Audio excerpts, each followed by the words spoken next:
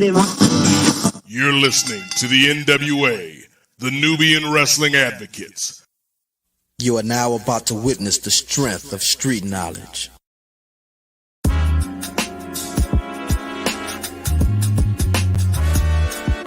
Yo, it's Righteous Reg. It's a case for the safe, keep a space for the Nubians. Unfiltered, off-kilter, the professor, the godfather, host wrestling the NWA, not keep guessing, The views and expressions, you know the rest, it's pod excellence, get the message. Advocates for Nubian wrestling, you're listening to the best again. Black wrestling in the ring we invested in. Nubian kings and queens we invested in. It's for the culture and we reppin' it. It's for the culture and we reppin' it.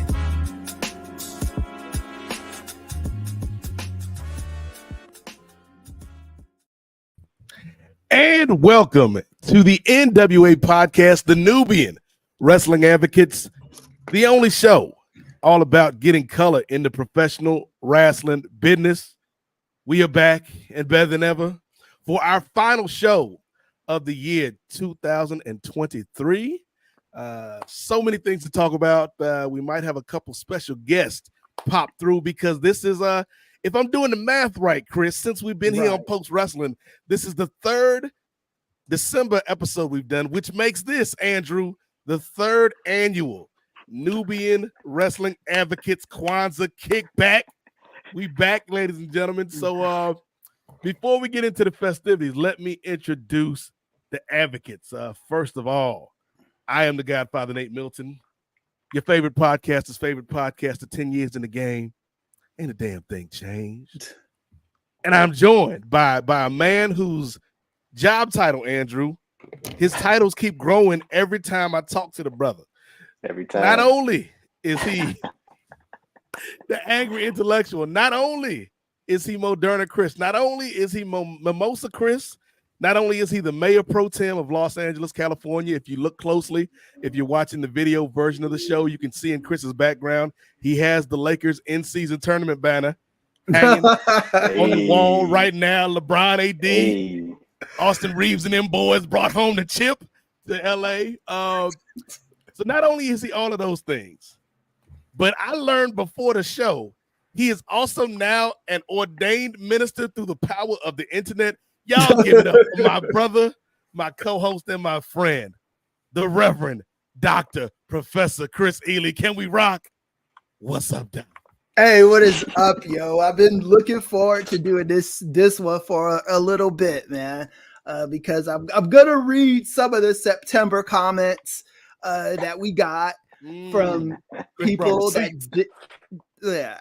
Like, and the thing is when we were recording that September episode and predicting that CM Punk was going to be back in WWE by November, I didn't think it was a hot take. I really didn't. I thought that was just like a common thing, but these cats getting their feelings. So we'll start the show and talk. We'll talk about this when we start the show. But yeah, it's nuts, man. Yes, this is gonna be a wild show. Y'all know we got plenty to talk about with that Muffin Man out here on these streets. But we've also got to talk about kind of the year in review, Andrew, and I think since it's the holiday season, man, we're gonna play another round of everybody's favorite game. Who coming to the cookout? So we got some new people that we're going to see if they can get access to the NWA Podcast cookout. But we got to bring on the youngest in charge, the man that brings you all the news fit to read here on Post Wrestling. Y'all give it up for the youngest in charge, Andrew Thompson. What's good, nephew? I'm good, Uncle Nate, Uncle Christy. The only thing missing from that intro, man, you know what's missing? Some good old, some damn Curtis Mayfield Pusher Man playing in the background while you doing the intro. That was the only thing missing, man. I'm glad to see y'all, man. It's our final show of 2023. We got plenty more in 2024 though, you know. Oh yeah. But this I always look forward to the Christmas shows. I feel like the years that NWA Podcast been on Post, it's been like a fun show, especially with the number of people that always join on and the different people we always got come rocking on the show. And of course, like Chris said, we're gonna take our we're gonna do what Matt and Nick Jackson did in late September. We're gonna take early September, we're gonna take our victory lap on some of y'all folks who was doubting. Who was doubting, man. That's the thing. You know, the internet is forever. You can say whatever you want to say, Andrew. It's freedom of speech out there, but freedom of speech does not remove you, does not absolve you from freedom of people telling you, hey, man, I remember when you said this and then this happened. So what you got to say now? And we're going to do a lot of that tonight, especially when it comes to the Muffin Man. But Andrew, we got another, like, we got a guest right now off the top. Like everybody else, they might come through a little bit later. You know how it is at the Christmas party, man. You got Phil Brooks coming through. I mean, I did have Chris order like a muffin plate. So I believe if you put out muffins and a can of Pepsi at night on Christmas Eve, Phil Brooks will break into your house. Hey, but Nate, what about this nice little transition? That, you know, like Phil Brooks. It might not be Phil Brooks coming to the show, but Phil Brooks, I heard he throw some spinning back fists. And you know, heard it might be a podcast dropping soon. You know, ladies you and gentlemen, want to kick that over, Nate? You want to kick that over? I don't know where I was going with it. I was going somewhere with it, but she's back. She's back, ladies and gentlemen, for her second appearance in like 2 months. She just gonna stay here for now, and y'all give it up. You know her, you love her. Not only has she been a guest here on the NWA podcast, not only is she a very talented MMA writer who covers combat sports in South Africa, but Bushby and Thompson guest. Yes, former Bushby and Thompson guest. Go buy the t-shirt, store.postwrestling.com. But Andrew, but Chris, but audience, today she recorded the very first episode of Spinning Black Fist with 10-Day Ray. So that's going to drop. I can make the official announcement now. The podcast is going to drop on December 25th, Christmas, all over the world. Chinyere Okafor is back. Ladies and gentlemen, y'all give it up for our Nisi, Chi, a.k.a., and I'm going to say it one time because she ain't going to let me say it again, the maestro of combat sports, Chinyere Okafor. Thank you. Hi, people. Thank you for inviting me. This is my first Kwanzaa kickback, so I'm ready. I'm all about it. Yeah, I'm super excited. And like you said, we did record our own show early on today, which was a lot of fun, and I can't wait for that to become public. But for now, I'm here to chill and kick it back with my favorite people. Let's go. Hey, Chinyere, did you enjoy seeing Kobe Covington get them hands on Saturday night? I did, but like I said to Ray, I was actually hoping that he got knocked out, but it's okay. I'll take his loss. I'm happy with it. That's just karma by way of the octagon. So yeah, we got a lot of stuff to talk about. Andrew's got some stuff that he wanted to bring to the table. I know Chris has some stuff he wanted to bring to the table. John dropped something on post last night that I want to talk about TK. But I think where we got to start, Andrew. You know where we got to start, Chinyere. Chris, the people know, because let's go back a month, not even a month. Let's go back a couple weeks. A little show called the Survivor Series, Andrew, a little mom and pop operation. Man. But can you believe that was almost a month ago? Yeah, brother. This year has flown by. This year has flown by. It happens the older you get, my friend. I see. Chinyere's like, it still feels like it's August because she's like so much younger than us. Here's the thing, Andrew. We knew we were getting a big return from that man, Randall Kwame Orton. I gave him that. He got Kwame for one night because he helped out Devante. But the biggest return was not from the Viper. The biggest return was from the Muffin Man, who is back in the WWE. He is back home. Chris, who could have predicted such a thing? Who could have predicted? Hell is freezing over right now. The devil's selling Slurpees at the back of the truck. Who could have predicted that CM Punk could return to the WWE, man? Yeah, I believe in September we all kind of predicted this exact outcome. And I do want to read a few of these comments. I got them open on my Android. I left my iPhone in the bedroom, but I do have my tablet. He got the receipts. He got the receipts. So I'm not reading anybody's names because these people are not. Some of them are nicer than others. So these are comments from YouTube, Spotify, and Podbean. Check it out yourself if you want to. But so let me read a couple of these. Your CM Punk bias has blinded you. WWE has no use for CM Punk. Get a clue. Punk will never be back in WWE. Never.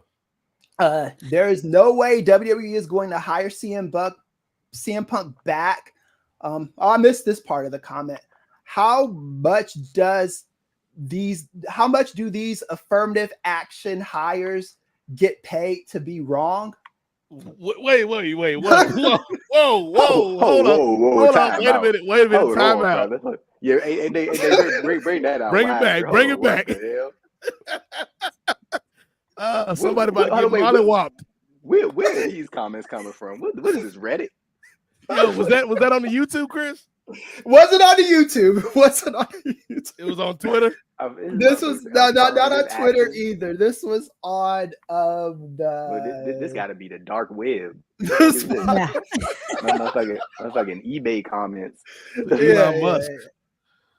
Yeah, I probably should have read that one last. Oh wow. These affirmative action hires. That's hilarious. I'm kind of offended.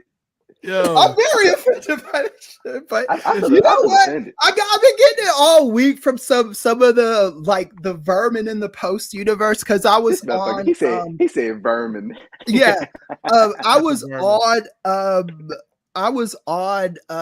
With Thurston and Pollock. Yeah, I was on Pollock and Thurston this week. Good conversation. If y'all haven't checked it out, Chris joined John and light skinned cousin Brandon.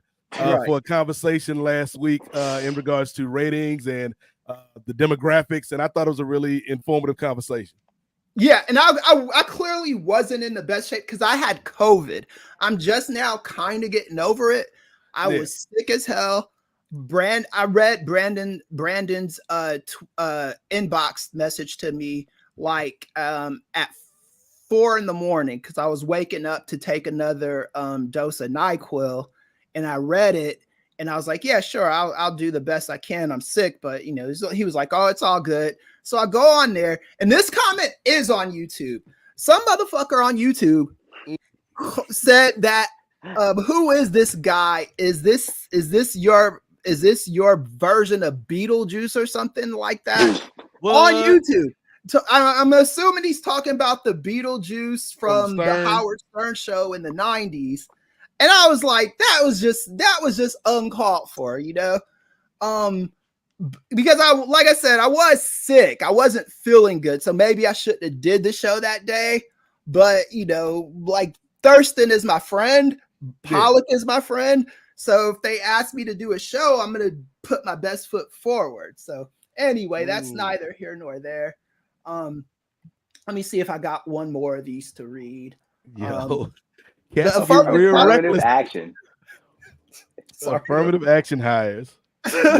We 14 minutes into the show. That is crazy. Nasty work right there. Affirmative act. That's crazy. Yeah. Well, we ended up being right. So I mean, but that's the NWA Reddit comments right there. That gotta be that's Reddit all the way. Right. Yeah. Stop getting comments from 4chan, Chris. Is 4chan still a thing? No, I haven't checked. So usually when I read our comments, I usually go to Apple Podcasts, I usually go to Podbean, and I usually go to Spotify. And that there's one more that I use to check comments, and I do this periodically, not all the time, but I had to go back and read the September comments because those were the ones where we were saying this stuff. It's crazy, Andrew, and this is the last thing I'm gonna say about that idiot. I thought last month when Chris said shout out to David Koresh, That was gonna be the wildest thing I heard on this podcast this year until Chris read that idiotic piece of feedback. So congratulations, whoever you are. You have earned the Idiot of the Year award from the NWA Podcast. Yeah, Chris Def better than me. I'd have been saying names. Yeah. Well, the thing is these people I don't even know their names because they have like these cartoon character avatars, and like they're typing these comments and stuff, and not even brave enough to put a face to them, right? And this isn't even the worst that I've read. Like you should have heard. Like one of these days, you got to do a deep dive into these comments, man. The ones on Apple Podcasts are particularly bad. If you're in a good mood, I would not recommend reading those comments as it puts you in a bad mood. But yeah, so it says this one. It says this isn't that bad. It says Jungle Boy will be back on AEW way before CM Punk goes back to the WWE because he's never going to go back. Triple H hates him, and Nick Khan is too smart of a businessman. Real quick, Chris, reading them Apple comments might not make you happy, but we got some comments from the viewers out there. I want to run through a few of them real quick, and we have a super chat. So I'm gonna leave it on you, Chris, while I bring these comments up. So we got in regards to you on Pollock and Thurston, that was your Jordan flu game. I appreciate that, man. That makes me feel because you got to read the comments on there. They were not nice comments, man. On the YouTube, and I usually expect more from the YouTube audience than I do from the podcast. He said nasty word by nasty vermin. Yeah, I don't like quoting Trump because Trump usually used that word, but recently very nasty people out there, Chris. The very nasty people that say things about you, Chris. I think you're very intelligent. You're the smartest people that I know. Your hands are big. Your hands aren't small at all, Chris. They're huge. We got John Cino in the building. Cino for the $4.99. Bringing the super chat. He said, showing love to one of my favorite podcasts. Hope you all have a happy, healthy holiday. Shout out to that man, John Cino. Thanks, Cino. Appreciate it. New York's finest. Same to you, Cino. Again, shout out to Cino and Kate for all the AEW coverage they've been dropping this year. A welcome addition to the Post family. Shout out to that man, Cino and Kate for sure. Hey, but going back to this CM Punk topic, all the victory, our victory lap aside, and then all the jokey joke stuff, bro. I never I mean, we talked about it, and we said that we assumed that it was going to happen because it just seemed like the more when you talk about his options. I mean, of course, I'm pretty sure Impact would have jumped at that in a minute, but when you talk about the talent and the caliber of wrestler that CM Punk is in terms of his popularity, you would assume the only logical option would be for him to go back to the biggest stage if he can't be on AEW, which is WWE.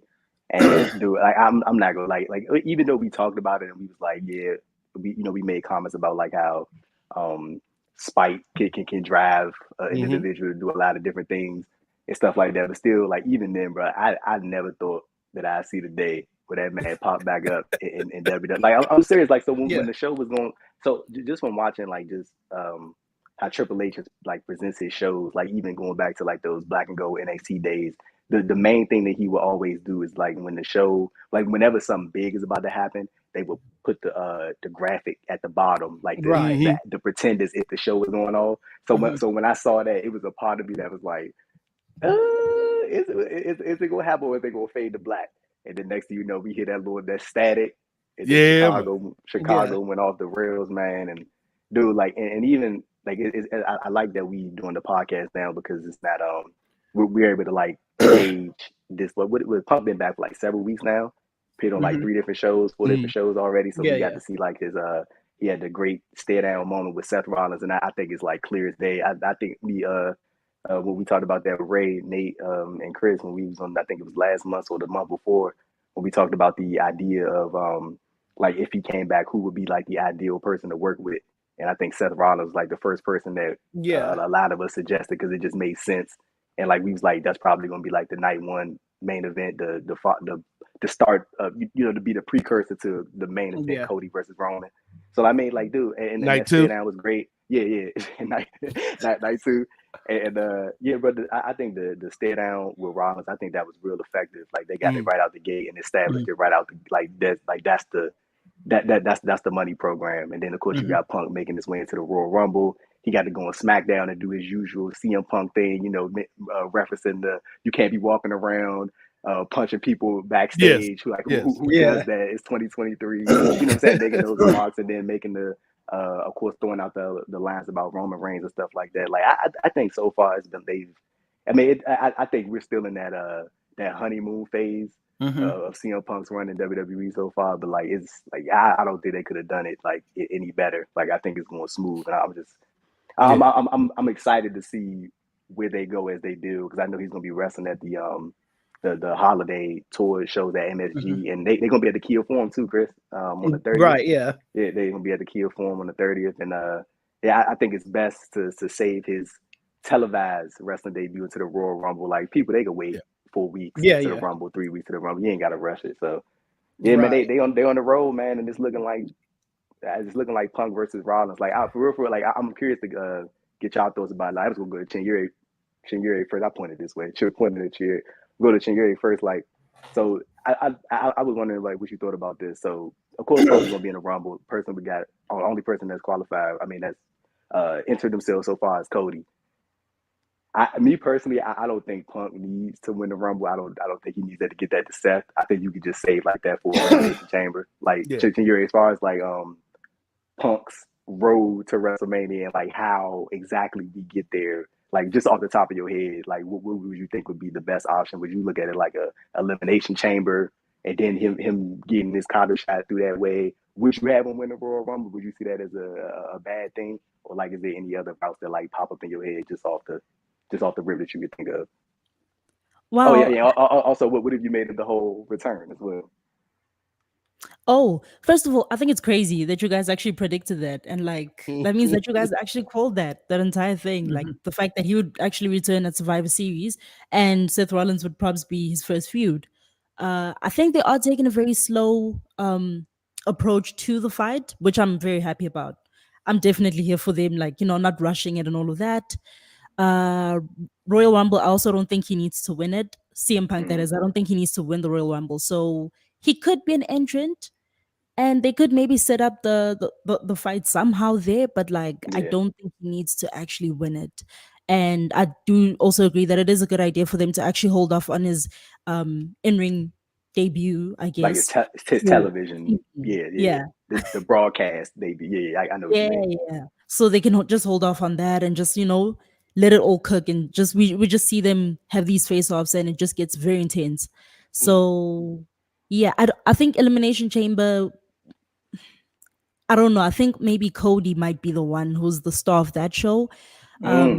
But Punk definitely, I think at the Royal Rumble, that's where he might make his statement and be like, okay, fine then, let's do this. Let's settle this at WrestleMania. And then they're going to start that build towards night one main event. Hey, Chris, I wanted to ask you too, like, what did you think about the interaction between CM Punk?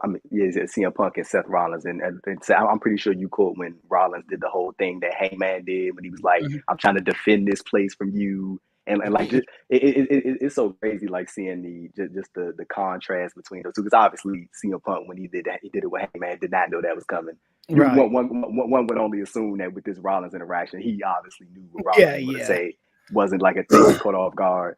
But like it's just crazy, like the dynamic between those two, because one of those was a 4 year ago in 2022, and where we are now with this same sort of verbiage that's being used between an individual that has that same sort of, that is presenting that same sort of pressure and like just voicing his displeasure about Punk being there from Seth Rollins, but more so it's from a character standpoint, but also Rollins is doing a good job of blending the reality, because I generally can't tell if he likes CM Punk or not.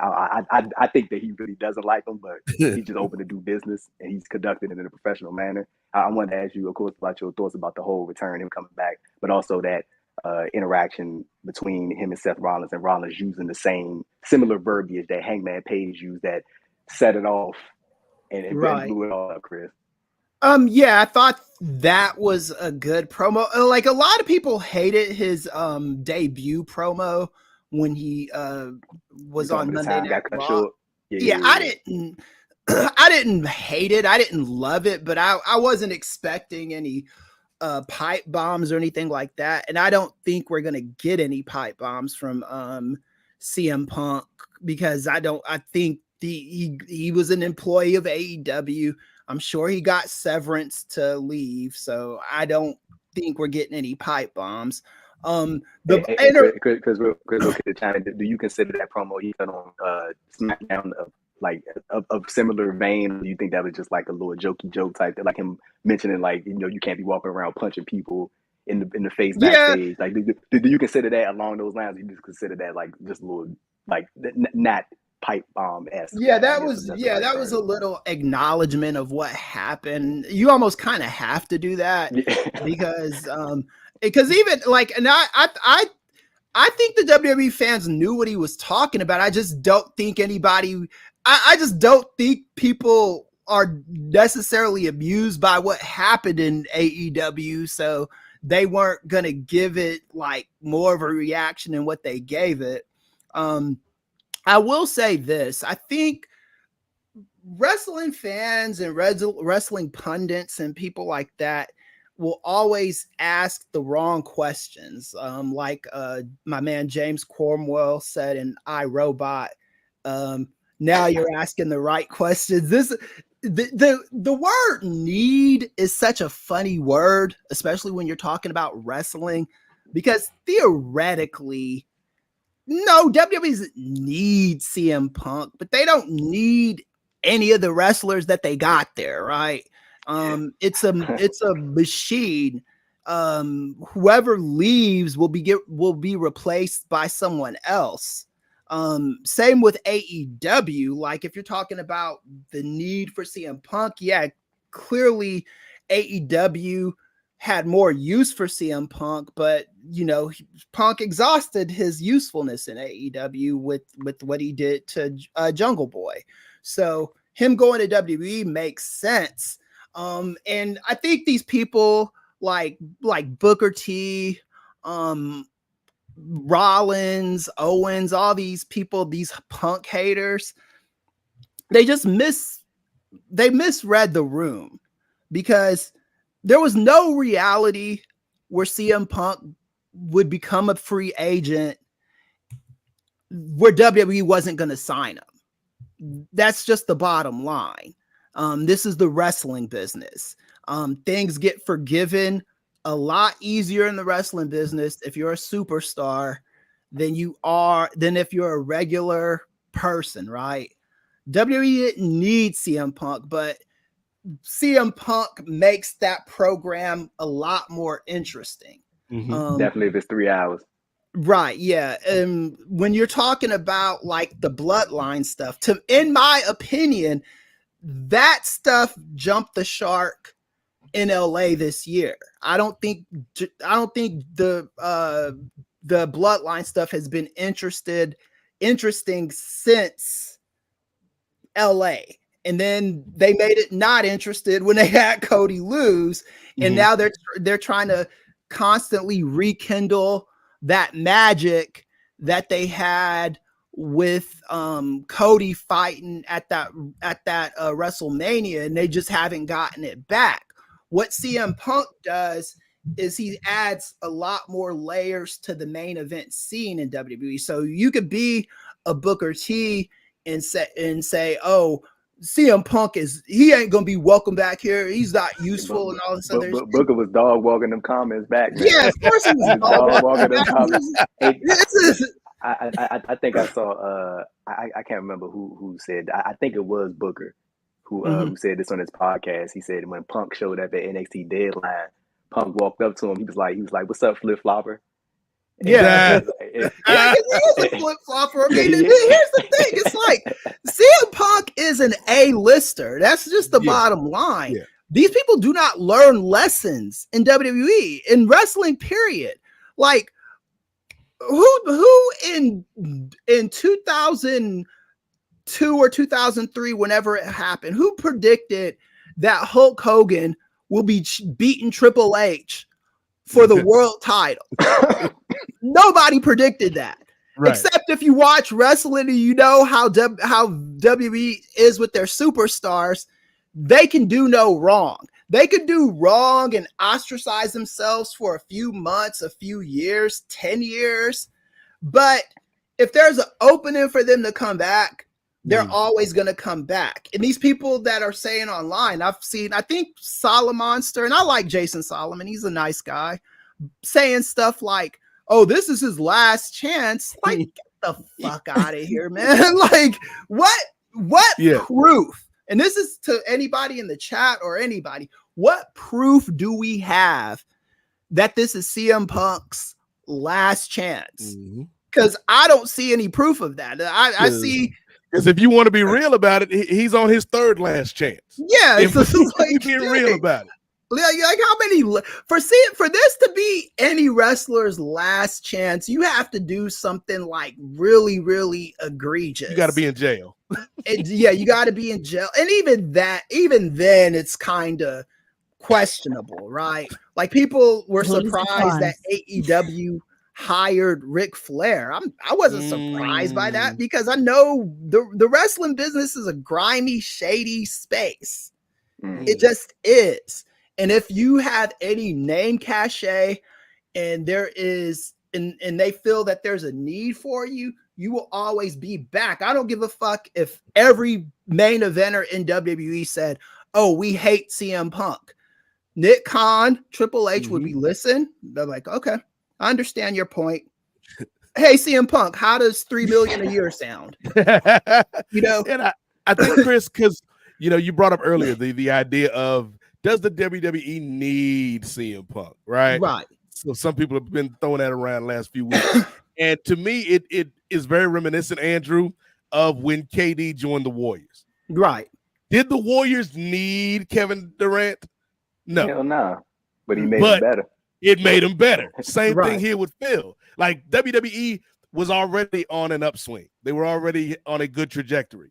But then you take this guy who, whether the locker room likes him or not, whether the announcers like him or not, whether the people in the boardroom like him or not, it doesn't matter. He is a difference maker. And there are so few difference makers in the entertainment space. Like, I'm even taking this outside of the context of wrestling. Right. Like, there is a reason that stars get away with a lot of stuff. And it's only been recently, I think, that stars has been starting to get checked on some of this behavior. Right. And so when you got a guy like Phil Brooks, again, Andrew, going back to that conversation we had in September, if I am the WWE, I get a guy that brings me ratings in a crucial time when I'm negotiating TV deals and I'm trying to get all these contracts signed. I know he might not be the best for my locker room, but he might be the best for business, as Paul would like to say. I'm about to say, just to add into your point before you continue, I'm like, just genuine excitement, bro, amongst your television. Like that, he brings excitement. You know what I'm saying? Like, I mean, I look at it like this, bro. Like I mean, I know it's a lot of people that's not like the biggest fans of Punk, and I ain't like no stand up for CM Punk guy, but like it's like people be acting like this motherfucker committed like some heinous crime, but he punched somebody in the face, bro. You know what I'm saying? Like, I mean, like again, you can't just be like we've literally talked about this to the point like where it makes me nauseous, bro. Like, we have discussed this at length. You can't just be walking around punching motherfuckers in the face because you feel like it at work. You can't do that. But I acted like this is like some like god awful thing. Bro, do you know how many people, anybody in this world, and people that you looked at, people that you worked at, Draymond Green going back to the Warriors, Andrew, punches people at work, chokes people at work, steps on people at work. Draymond Green choked Rudy Gobert for no reason. He just punched Yusuf Nurkic in the face for no. He's karate slapped him in the face for no reason. He just did it because he wanted to do it. You know what I'm saying? Spinning black fist. But look at that. Hey, shout out to your 10-day Ray, man. Spinning black fist. So look at that. You see that plug to your A? I saw that. I peeped that. but no, man. Like again, we again, I said we talked about it like ad nauseum, bro. Like Punk, the worst thing he did punch somebody in the face. And again, you can't just be doing stuff like that. But Right. like the thing I just don't like is that people just be blowing this thing up and like acting like it is like the worst thing in human history. I'm like, dog, like can we like be for real? The worst thing in wrestling history, Andrew. Like, Right. Can we like just be going back to the WWE aspect? Look, we've talked about this as well.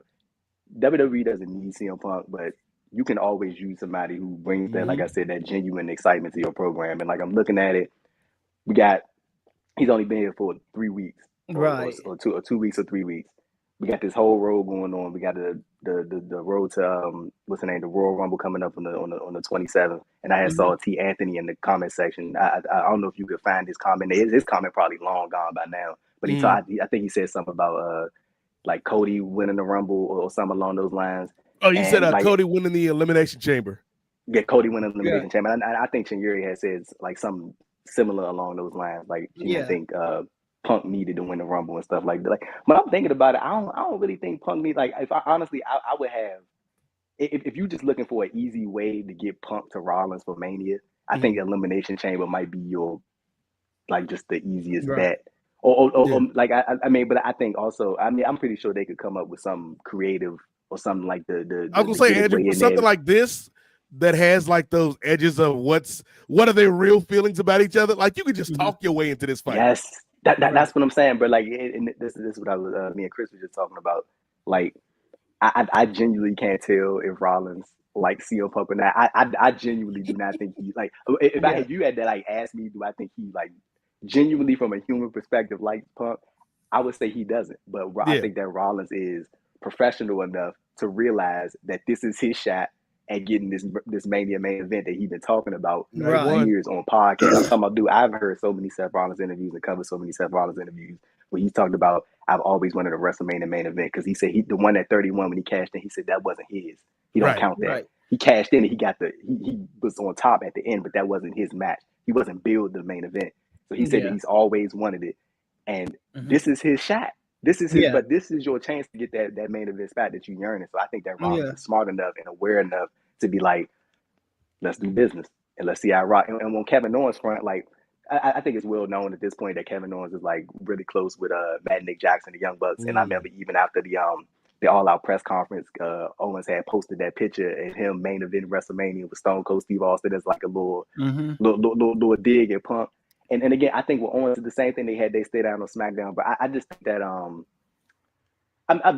definitely about to say that WWE is a more, because I'm not fucking there, so I don't know. Like it just seems like the people are just more willing to let bygones be bygones for the sake of entertaining television. I think that's the best way that I could say that. Like in the bag, because we've heard these stories and like we've seen people talk about it about like the Elite, like because I think that a lot of people wanted, and including myself, I wanted to see it too, was that one day eventually, even when Punk was on Collision this past summer, that it would eventually lead to him and the Elite being on screen together. And I think that shit would have been money right there. Like the story that you could have told between these multiple individuals, these different parties, and you throw FTR in the mix as well, that had this serious issue that led to these individuals getting suspended and fined and, genuinely disliking each other. I think the television that you could have told could have been some like the most compelling stuff that you did. But of course, they pan out that way. Like, you've seen the reports, but like, I don't think anybody's like spoken on it formally, to see the reports about the Elite, not necessarily wanting to, dig into that and not being the biggest fans of CM Punk. Understandably, some people don't take too kindly to the physical, the scuffles, man. Some people ain't too big on that. So I definitely get that. But you know what, Andrew? I understand your point. Like some people don't take too kindly to the fisticuffs and the physical altercation. There is somebody who is all about the fisticuffs, man. This brother came up on the, I don't even know where he's from. I was going to say like on the mean streets of Philly, but he ain't even from Philly. He probably from like Raleigh somewhere. But y'all know this man. He been on the show for a little minute now this year. So we had to bring him back for the Christmas kickback, the Kwanzaa kickback, the holiday hangout. Y'all know him. Y'all love him. He is one half of the Spinning Black Fist crew. And he's on day 9 of that 10-day contract. Y'all give it up for 10-day Ray in the building. New school. New scope. What's up, Ray? Yeah. What's up, Ray?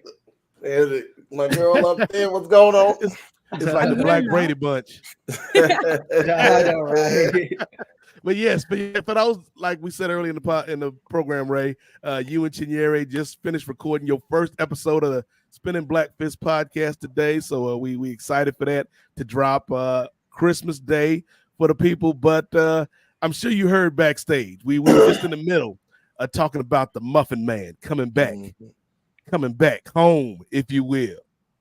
So what are your thoughts, from his reappearance in Survivor Series to what we were just talking about with Andrew and Chris, like the kind of discussion around CM Punk? Do you think this is something that's going to work? Do you think we are headed towards Seth and Phil night one main event WrestleMania? What you think about this, Ray? The real main event. The people's main event. The people's main event. The people's main event. Exactly. Yeah. Well, I'm glad to see you guys. Hope all of you guys are doing well. Chi, I just saw you earlier, so it's good to see you again. Shout out. Yeah, shout out. So I heard you, Dr. Chris, and you were talking about you don't know why people are thinking that this is his last chance. I think it's not necessarily his last chance forever, but I think I am in the boat that it is his last chance as far as being in his prime in a money-making position, because there's only so many companies, like you're already kind of not blackballed or blacklisted, but you're kind of like persona non grata in AEW right now, which is the next best competition.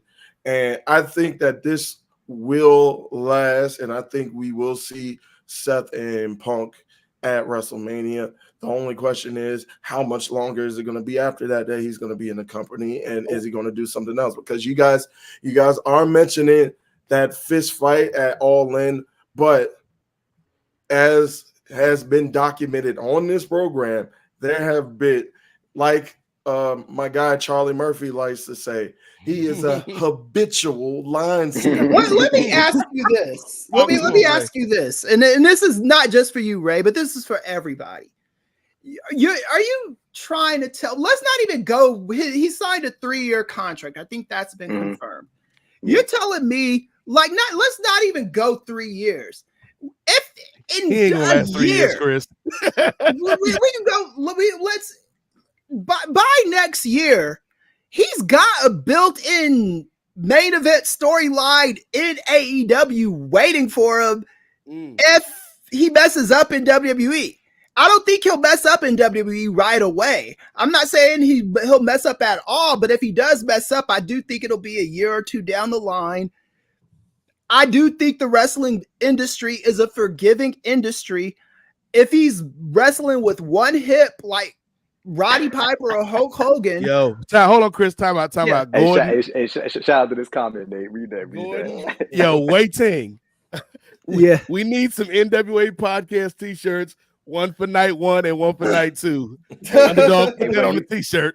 Hey, you want to know what's hilarious? When I was talking to I was talking to John. He had brought that up about the debate me and Chris was having about and about the night one main event. I think he actually said something like along those lines about like a t-shirt or something like that. It's like a little joke.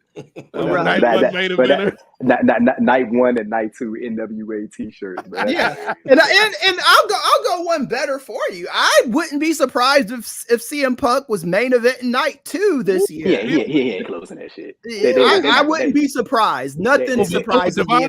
Over Devante and Roman. It's no way that they're going to nothing over surprises me. I think this is what I think is going to happen this year. I do think that Cody and Roman will main event night two if The Rock is nowhere to be found. But I do think what's going to be paid close attention to is which night sells out fastest or sells more tickets. I do think that's going to be paid attention to. And if CM Punk is part of the night that sells more tickets, I think we'll be seeing a lot more of CM Punk. See, people have it twisted when it comes to the wrestling industry. People think that CM Punk has zero negotiating power in this situation.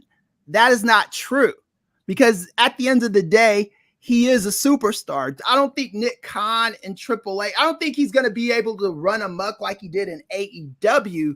But I know that Triple H is smart enough to know that he's not going to get anywhere with CM Punk by offering him chicken scraps or whatever. You know what I'm saying? He's going to come to the table with a reasonable proposal for him and plan out ideas.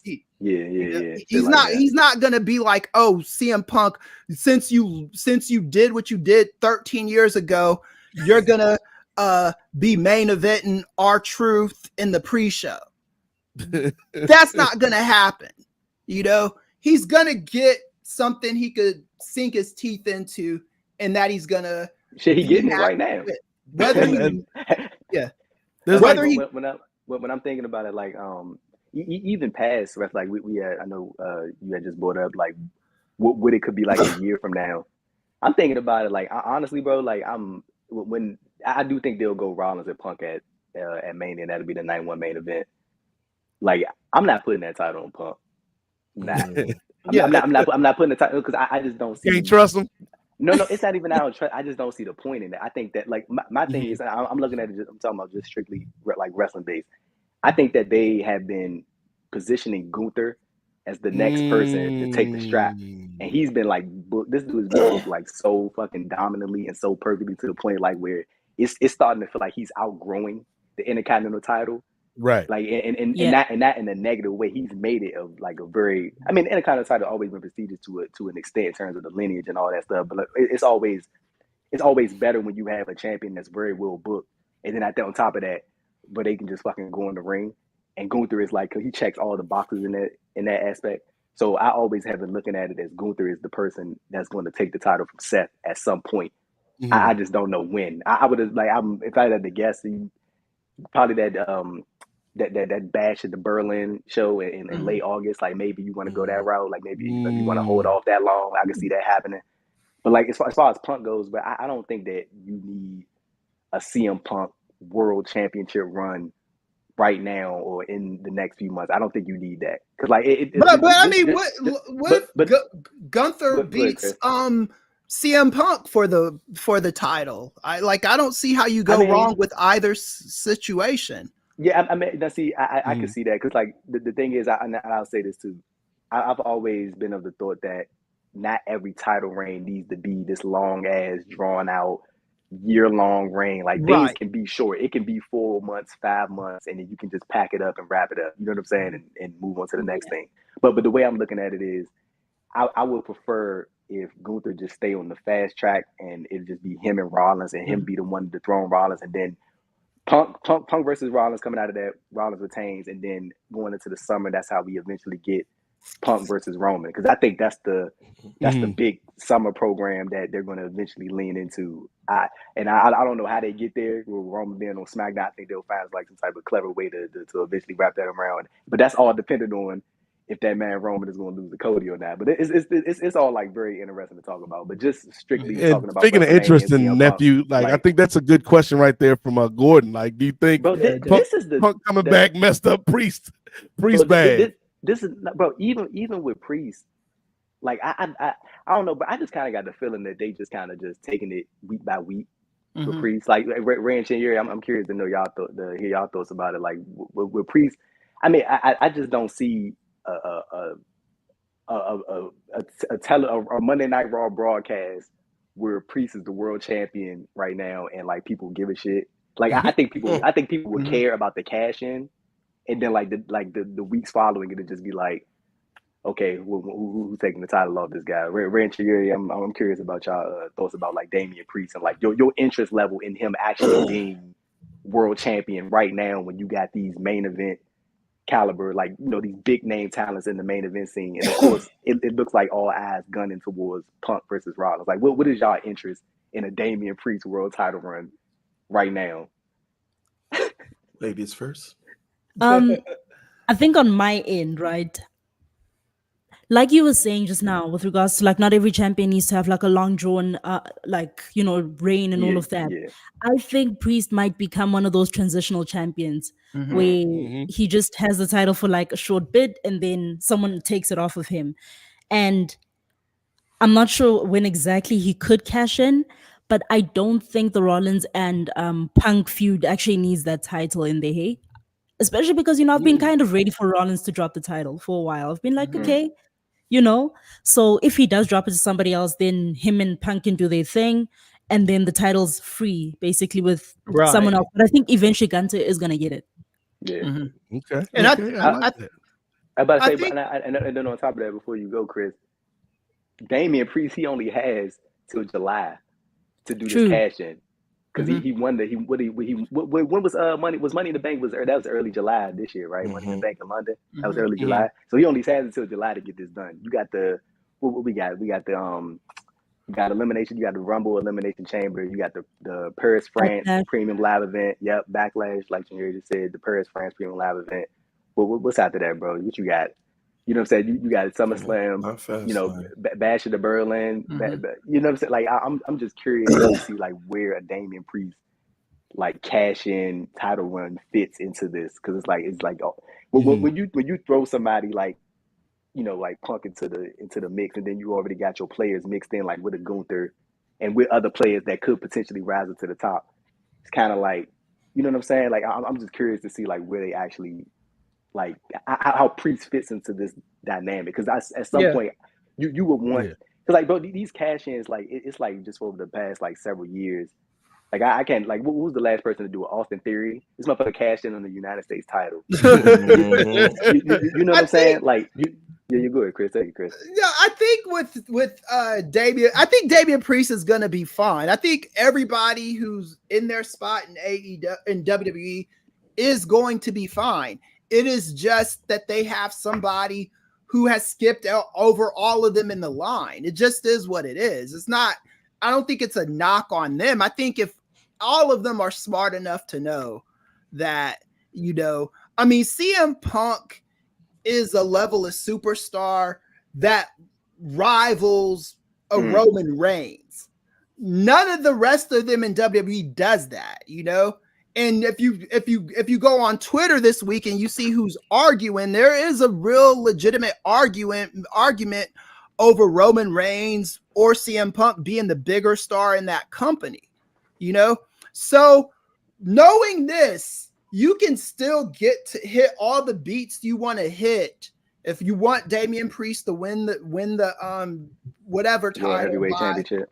by July, he can still do that. Gunther could still get a title reign, but right now you have to go with the hot program.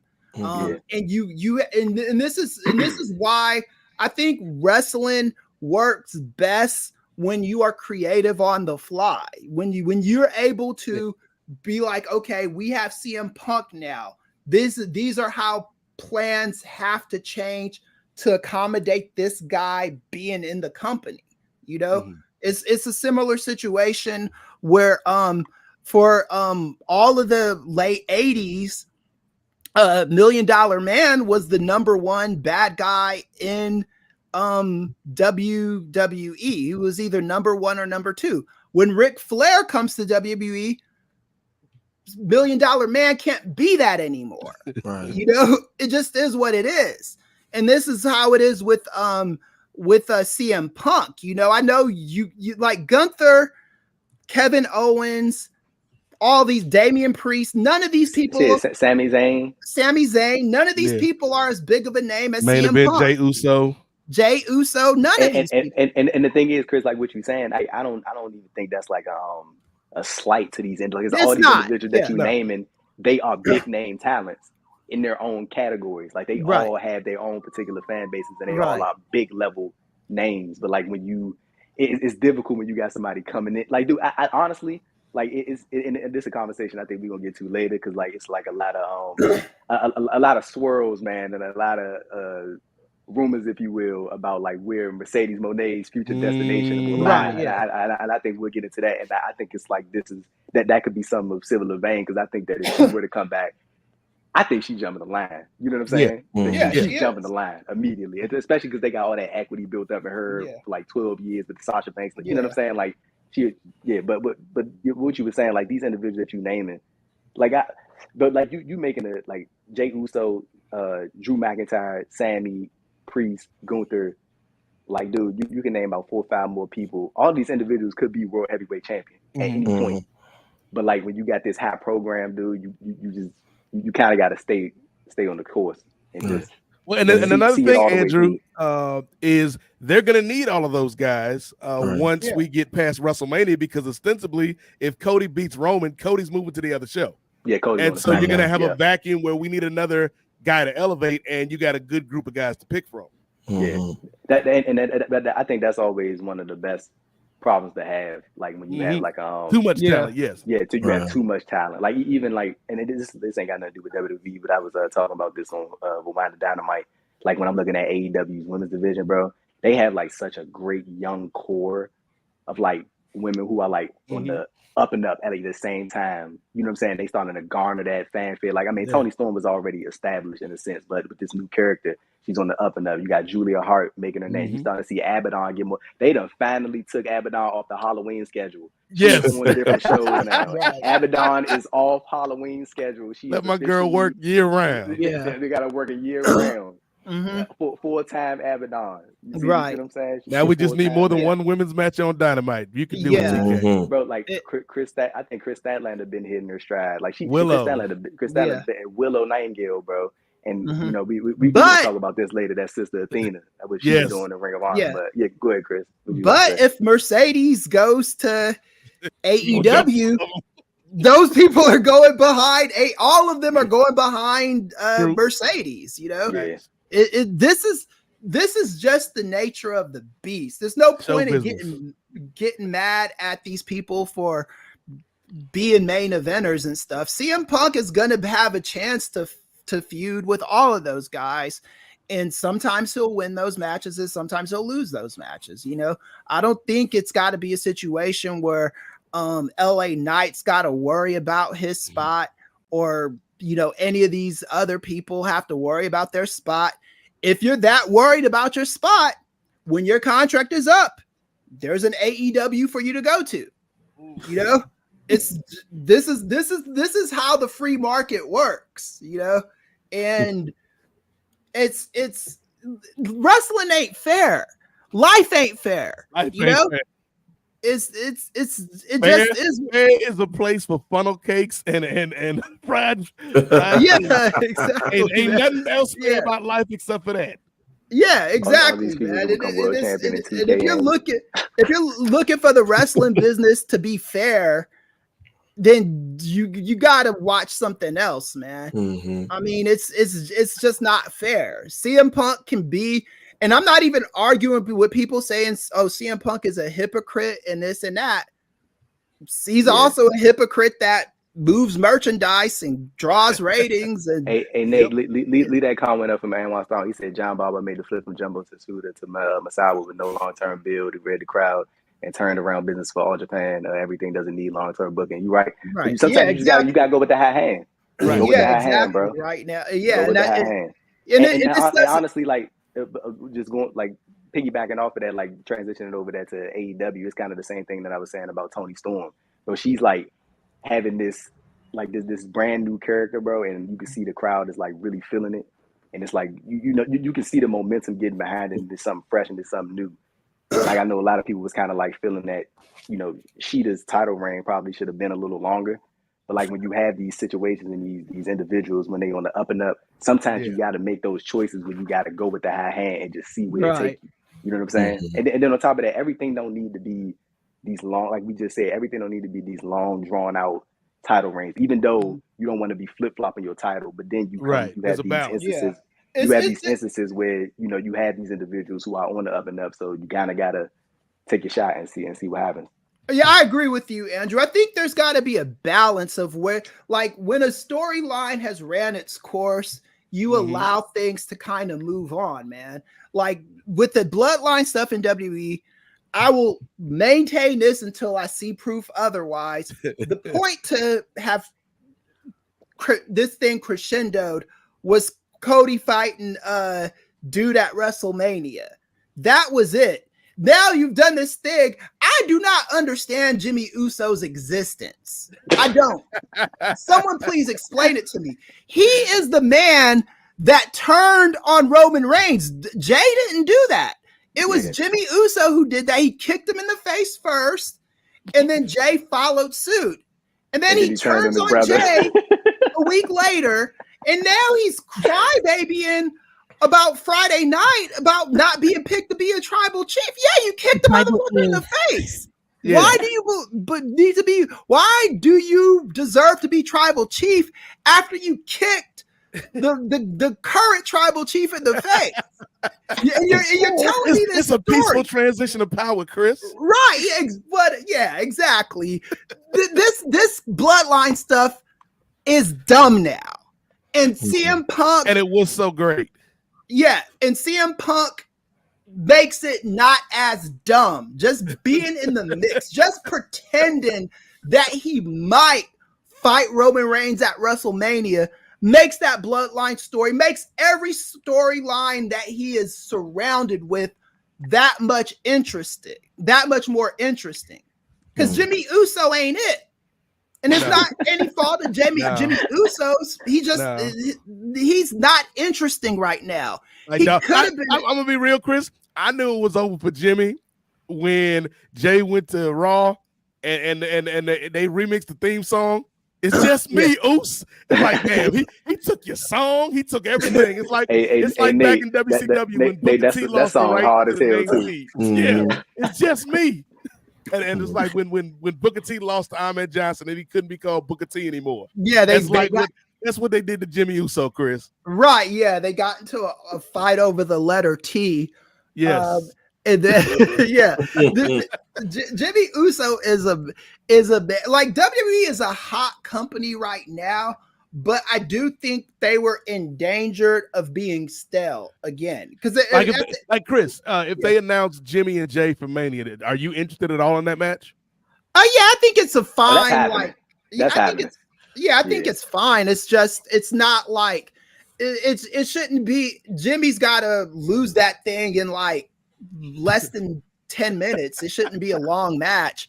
It should be, and I think part of the reason this is conjecture, so I don't know it for a fact, but I do think that if Jimmy has another one of his like driving mishaps, it's much easier to let him go if he's not a part of a story. I don't do that, Chris. I'm just saying. I'm just saying, like, look, it's not a far-fetched thing. How many? Guess how many DUIs I've ever had? 0. Okay. Don't wish that on that man. I'm not wishing anything. I'm saying look, man. I'm not.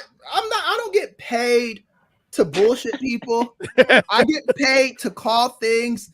I look at probabilities. I look at trends, and I make educated guesses on that. I think that Jimmy Uso has learned his lesson. However, if he hasn't, Jay is the hot hand. You know, it just is what it is. We could have went a different. You could have just said he just hope he gets. No, I could have did that, but I don't do that shit. No, bro. But that, I think that's like a whole like we talking about a wrestling program between these two individuals, and it's like transitioning over to this dude like DUI situations. You know what I'm saying? Like I'm like, no, I mean, look, man. We're talking about CM Punk's and his like biting fiascos and stuff. Sometimes real life crosses over into the way storylines are positioned, man. This nigga CM Punk is failing up. He just punched the dude in AEW. He said threatened his boss's life. Yeah, and then he's main eventing WWE WrestleMania this year. Like night 1. Yeah. Like, look, it's way more than I thought he was gonna do. So like I said, I'm not trying to like be like a Debbie Downer or anything like that, but I do have to look at all the moving pieces to this puzzle. I don't think I'm being real if I'm not looking at all the moving pieces to this. And Jimmy Uso, I'm trying to make sense of why this guy is in such a dumb position because it makes no sense to me. So I have to look outside the box to understand it, When I'm just like thinking about it, I guess trying to look at it from their perspective, I think they're just trying to find a roundabout way to eventually get to Jay versus Jimmy. And like there has been times, and I think over the last several months, like on WWE when Jimmy has got involved in like Jay's tag title matches, costing the shit. You know what I'm saying? And just getting involved all in the divisions when they on different brands. So I mean, I think they just like dragging it like to eventually get to this point. I think they're gonna have some type of meeting at the Rumble that'll be people's like lure. Yeah, like an in match like thing. He said not gonna lie, Jimmy new song kind of slaps. It's cool. It's cool. A decent song. I like Jay's more. I ain't gonna lie to you. I was like, it ain't better than Jay's though. Jimmy's song is okay. I agree. Okay. It's okay song, but I think we'll get to the Rumble. They'll have some type of like in-ring face-off that'll be like the little tease, and that'll be like obviously the setup to we'll get to in several months from that point to the WrestleMania match. I think Jay will probably win it, and then that'll be. But the thing is, I'm curious to like where do they go after that? Because I always like when it comes to tag teams, like even when they initially split up, I've never been the biggest fan of just splitting these like established tag teams up. I don't never have an issue with it being like these makeshift tag teams. Right. Like they don't necessarily tend to last anyway. But when you got like these long tenured tag teams that have been together for a decade and they've like created all this history together, it's kind of like you're so used to seeing these individuals together. And Jay's finding his own success. And like I'm really liking Jay as a single talent, like the whole main event Jay Uso thing. They building him up as a top contender on Raw. I'm cool with that, and I mess with that. But like I'm just curious as to like where does, because this seems like like just looking at it from where we are right now, it seems like there's a direction for Jay, or there will be a direction for Jay post WrestleMania. But I just don't really see like a good direction for Jimmy post WrestleMania. I think he'll be one of those people that'll probably be like one of those post WrestleMania hiatuses, if you will. Yeah. But yeah, I mean. We're just looking at that feud, like again, going back to even the SummerSlam thing, I didn't understand why they turned on him. But I mean, like as we get closer, it's clear as day we had in the Jimmy versus Jay at Mania, and they just trying to postpone that as much as possible and do that through the bloodline. So there we go. But yeah, brother Nate, we just spent an hour on CM Punk, man, as usual though. That ain't y'all know we was gonna have muffins at the Kwanzaa kickback, so we hope y'all enjoyed the first course. If you got any questions, add it to the super chat or whatever. But Nate, let me kick this over to Brother Ray. And Sister Chinyere too as well. This past weekend, main event, Ring of Honor Final Battle. Athena defeated Billy Starks to retain the ROH Women's World Championship. 365 days, Brother Nate, as Women's World Champion. We had talked about this on a previous episode. We talked about the idea of maybe Athena dropping the title and moving on to AEW television. She said it herself that she would like to move to AEW television. Why can't she move to AEW television as Ring of Honor Women's World Champion? I know Tony Khan has said, he likes to say it's a possibility that it can happen. I'm like, Tony, you have the book, brother. Right. You have the book. You can make this happen. This isn't some difficult thing, but Ray, I'm gonna kick it over to you first, and then I'm gonna want to ask you too, Ray. Like Athena's Women's World Championship reign, like when y'all looking at this, like we had just mentioned it.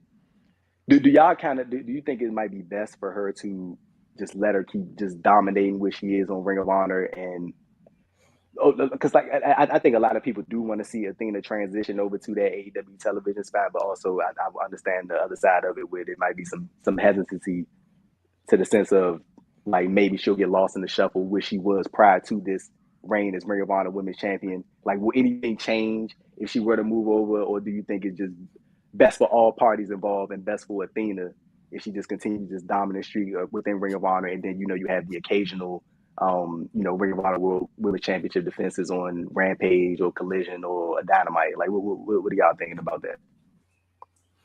Well, I think we had a similar discussion on this very program when it was Willow versus Athena for the World Championship. And I think I'm going to stand by on what I thought. I thought she should have lost the belt then, because I think it wasn't much else you could have done with her. And I do like the storyline that they were playing out with Billy Starks as far as being the minion in training. And it's kind of like it was a good storyline beat, and it was something to latch on to, and it was something that was semi long term, or like at least kind of stretched out to where people were invested in. But I just feel like right now, what else can you do with her? And I think it would have been good, even though, like you were mentioning before, Andrew, that maybe that world championship picture is pretty overcrowded. That TBS championship picture is kind of right there for the taking. And that's what I was saying. Everybody ran to your point. He just introduced that ROH Women's World TV title too. Yeah. So that's why I was saying. She has this fire. She has kind of like this momentum. Like it won't hurt for her to lose. And then it was to somebody who, at the time with Willow, she had some backing and she had some momentum behind her as well. I think it would have been a better fit for Willow. And then you guys were kind of mentioning how Willow needed to be a big fish in a bigger pond. What are they doing with her now? Like what, with having her sidekick with Sky Blue? Like it's like, and Chris Statlander is like, you're not doing anything with Willow now. So I think it would have made sense.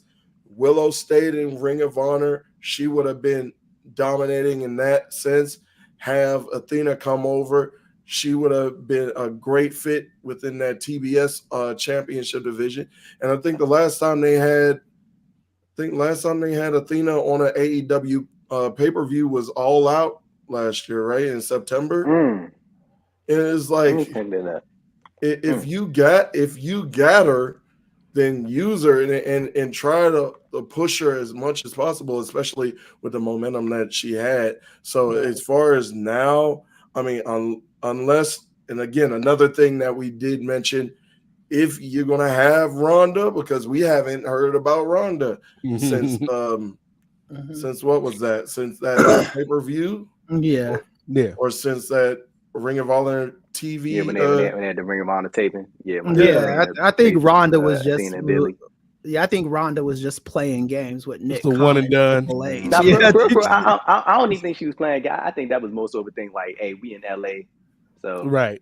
I think if she does go back to WWE, she's getting a lot more money after a period on ROH than she would have. You want to know the crazy thing about that, bro? I really don't see the appeal for Ronda Rousey right now in pro wrestling. I don't. Like, I don't know if that's just me, but I don't see the attraction for Ronda Rousey in pro wrestling right now, because in WWE she lost so much of that luster that she had, and it was gone. And even in Ring of Honor, like she got the chance, like the we want Ronda and no we don't chance, and like that's cool and all. But it's like the no we don't chance means something.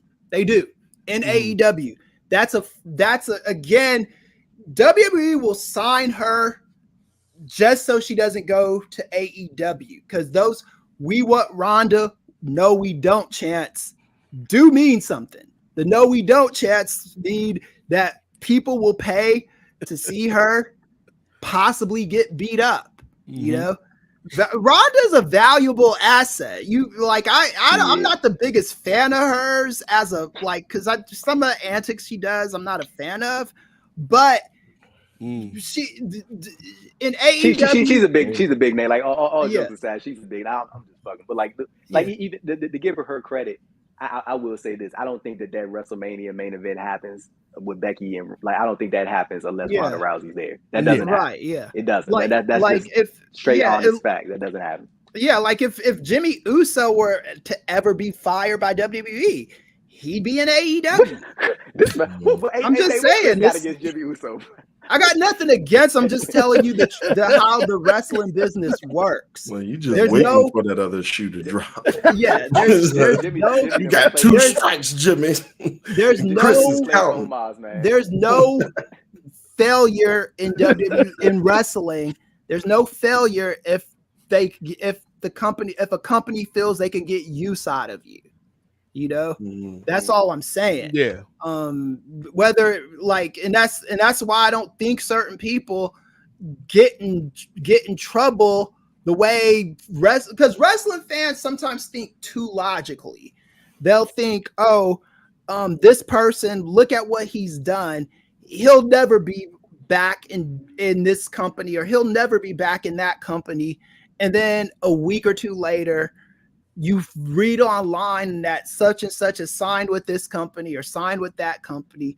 Ric Flair, AEW will never take Ric Flair. They will.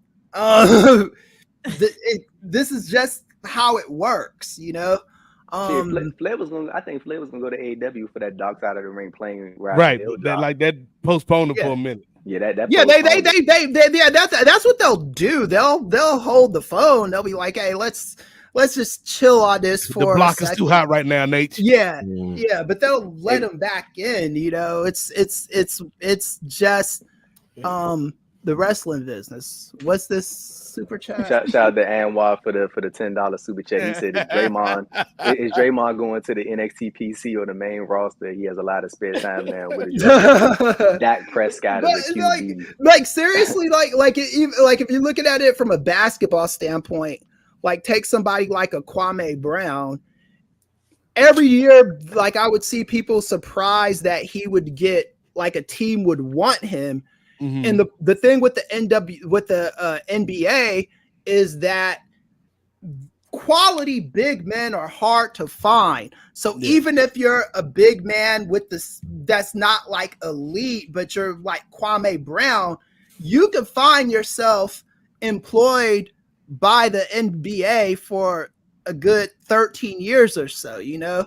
And that's kind of how wrestling works as well. If you are someone who has value, if you are someone that's like in one company, you could always go to the next company. Athena, bringing it back to her, I think that AEW took a big loss when Jade Cargill went to the Enemy. Athena she's not gonna fill the void of Jade Cargill per se, but she can serve a similar purpose that Jade would have served had she would have stayed in AEW. And you can make the argument that Athena, as far as her wrestling skills, are more developed, and you can if Tony takes off the blinders, he could get as much as he can out of her. Mm-hmm. Hey, Nate, go back to that comment. I want to leave that up, but I also wanted to get Chinyure's thoughts as well, just about like what we're talking about with Athena and, you know, her Women of Honor. I mean, I said Women of, I'm thinking about the old Ring of Honor, the Ring of Honor Women's World Championship, and like what do you think about that potential transition to the AEW Women's Division as well, like transitioning back into the AEW Women's Division? Like, what do you think about that overall, Chinyure? And, you know, of course, Athena's big win, you know, 365 days as champion as well. And what the future could hold for her. Like, do you just think to keep it on Ring of Honor and just let her keep rocking out, or do you think it's about time that we see her get into the mix of it, like how Chris was saying, the TBS and the women's world and, you know, stuff like that? I definitely think she's ready to go to AEW, right? Right now, Athena is a hot name. She is a hot name, and that's undeniable. She's made the case for her to be like one of the top female wrestlers in the world right now. And AEW could use her, especially with that TBS championship, the title scene there. So on Saturday, I did kind of, well, on Friday, sorry, I did kind of think that she was gonna lose, but when she did, I was like, oh, okay, bet. And then someone actually raised a very good point that I didn't think of on X, right, where they were like, maybe the Ring of Honor women's division can't really sustain itself without Athena right now. Maybe that's why she came. And so I was like, okay, cool. But I think I would like to see her in AEW while she's currently like at her top level right now. Definitely. Do both. I think there's a couple things in here, Chris. And first of all, I think if we're talking about kind of Athena and then ROH in general, they and by they I mean TK, kind of fumbled the bag with the whole TV thing. Like if we being real with it, I think even though the CW is not a great network, it's a damn network, Andrew. Yeah. And I think that could have been something that could have elevated some of these performers. When we talk particularly about Athena, it's kind of 6 and 1/2 dozen of the other, because I think we wouldn't have gotten this great year-long run. We wouldn't have gotten the involvement with Ronda. We wouldn't have gotten a couple of these things if she hadn't been in ROH this whole time. But because she's been in ROH this whole time, she's kind of been in her own little pocket unit, Right. where the AEW mainstream audience, if that's a thing, they're not really checking her out. And She's on her own island. It's right. She's it's on her own little island. It's kind of like the Cody verse. It's almost like how Jade was. Nate, I'm about to say, I think Chris about to say it's kind of how Jade was with the TBS title. Yeah, it was like she was by herself. She had more eyes on her because she was on AEW proper. Yeah, but she was still not like flourishing. She wasn't in that mix with the Jamie haters and the Britt Bakers and the Reyes. Like she was beating up on people. But it was just like, she was beating up like the Anna Jays and you know what I'm saying? Like now I didn't want to go here, guys, but now you done got me started, Chris. Now I feel like I'm sitting at Sal's Pizza, TK's Pizzeria, and I'm looking at the wall of all his women's champions. And I'm like, hey TK, how come you ain't got no sisters up on the wall, man? I'm the main in the main programming, the main body of your programming, dog. Hey, Nate, I ain't even gonna lie to you, bro. I think that Jay would have won it if she would have stayed. I think so too. The question is, how long would we have had to wait? Right. Well, we could talk about Jade. For real, but I don't think we would have been waiting that. I think she'd have got the strap. I think she'd got the strap like at fairly like.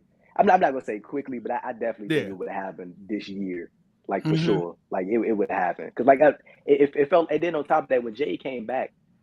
Like, dude, did you hear the reaction that she got when she came back on that Collision episode? People, like that was that's their homegrown person right there. You know what I'm saying? Like they was happy to see her because it had been a minute since they saw her. It really been May since they last saw her, so they was happy to see her. I think that Jay would definitely would have won the championship this year if she would have stayed. But I mean, she saw an opportunity, bro, and she wanted to, Well, and I think also if I'm Jade, I'm looking at a landscape. And again, we talked earlier about CM Punk and how a hot hand can change the dynamics of the table. And when we go to All In and we see what Soraya's reaction is, you got to rock with that. Then when Tony Storm comes up with this new character that everybody loves, you got to rock with that. Sheeta come back. Everybody loves Sheeta. I love Sheeta. You got to rock with that. So it's like after a certain point, if I'm Jade, I'm like, I could. How many times you gonna keep rocking with that? Right. How many times you gonna keep rocking with somebody that's not me? Right. And it's like a famous, great famous Godfatherism is she too busy playing those in-conference games on TBS. Right. Yeah. And he said in-conference games. She was dominating the MEAC and the SWAC. hey, you wanna know, since we talking about Jade, right? And I know, like, we had this conversation previously about, like, the right time that they do. And I think we all said, I think Chinure said it. I know Ray said it. Chris, you said it. We're going to talk about Triple H's slander. Yeah, that was slander. I think it was. No, it was not. I think it was. Well, let's read the exact quote he said and then make a sound judgment on it. Because I haven't read this in a while. I pulled it up. Okay, well, what was the exact quote? Let's be fair. Yeah, let's be fair and reasonable. I might have to turn my because it's a pretty lengthy quote, so I want to make sure. Oh, Chris, I got it, Chris. You want me? You got it, Drew. Go ahead. Yeah, I got it. You can do it. I have all no. right, cool. Yeah. All right. So let's. He said this was at the what was at the this was at the press conference. The Survivor. No, it was at the Survivor Series post-event press conference. That's what it was at. Paul Levesque, he said this was about Jade Cargill, and I quote. He said, "I have no less belief in her now than I did then. It's interesting when she came in, when we talked about her development and where she would land. I want to make sure that no matter what is thrown at Jade Cargill, she's ready. And at no fault of her own, I think she was limited in that. So the idea is we exposed her, we made her be seen. People are understanding and they are waiting and they are excited for her to come. And when she does, it'll be massive. I don't want a pitch to get thrown at her that she's never seen before. I want no matter what that pitch is, if she's going to crack that thing out of the park, you can just see it in her. That's the presence she has. That's the star she is. I'm in no rush. When she says, I'm ready. And then Jade Cargill literally tweeted after, on my time. I don't think that was slander in any way. I think that he's just saying that when and we literally had this exact same conversation Mhm. that you don't just want to throw her in the mix just to Right. throw her in the mix. You Mhm. want Well, to bring but- for the right thing at the right time. And we had literally said, all of us said, all y'all on record, all of y'all on record. Literally, we On agreed. wax.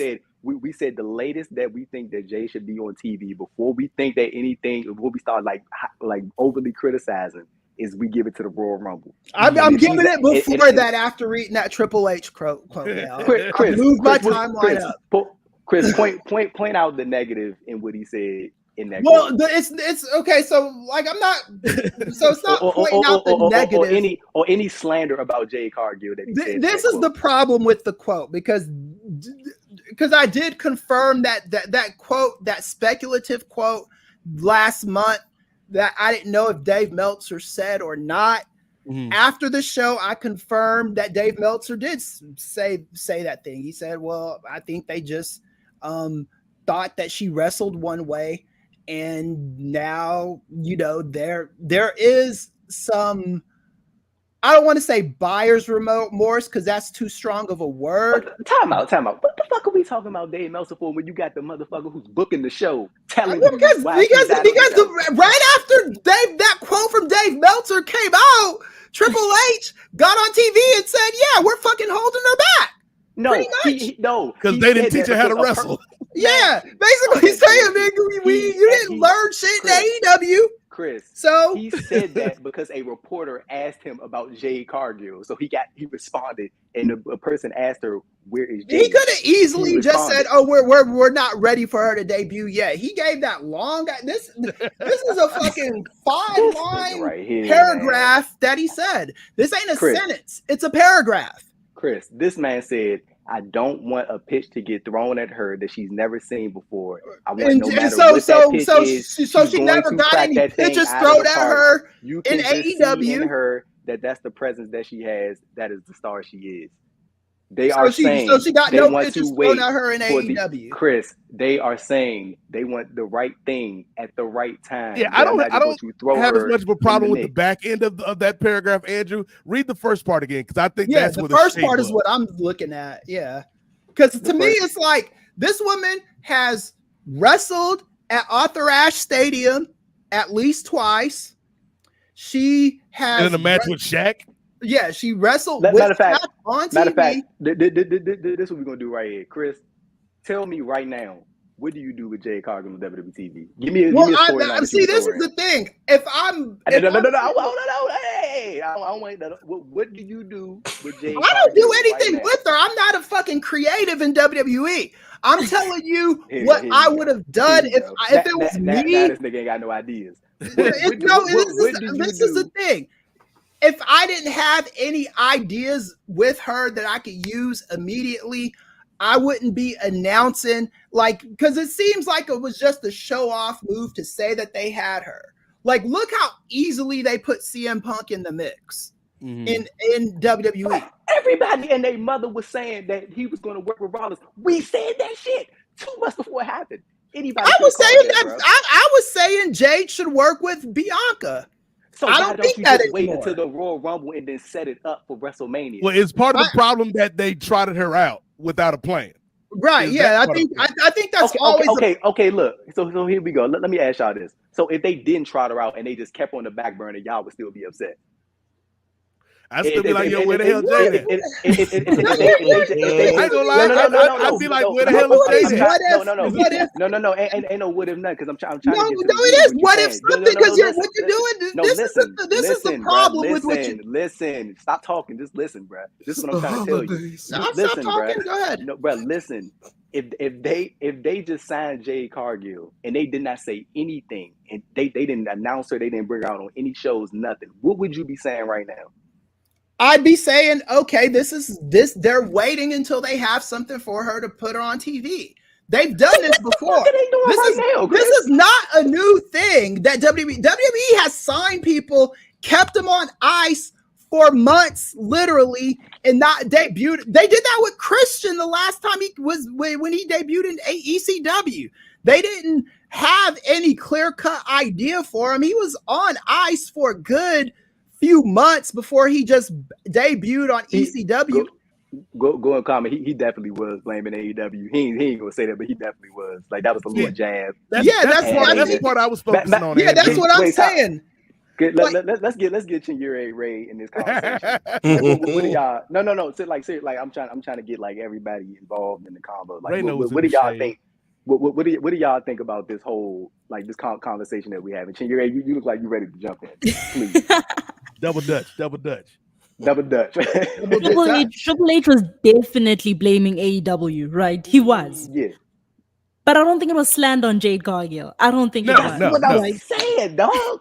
I never said it was slander. Yeah, see, no, it wasn't. You hear things differently than what I say. Maybe it's a problem with me. I deal with this all the time. I did not say it was slander on Jade Cargill, but you are talking about a woman who's wrestled on national television for at least 3 years, and you're saying, "Oh, I don't want her to be ready for a curveball." But shut the fuck up, nigga. He's like, she didn't learn the damn thing over there. Yeah, she could literally debut on TV tomorrow, and she'd be ready. She would be fine. Yeah, her matches have never been like 5-star bangers. That's Chris, not what Chris, she is. Hey Chris, no lie towards the back in her AEW run, like those last matches, she was just like putting on some hits. Like especially that last match she had with Statlander. Yeah, she was getting better. I think, she was getting better, bro. Right. Like I don't know what she can get out of being on ice. I really don't.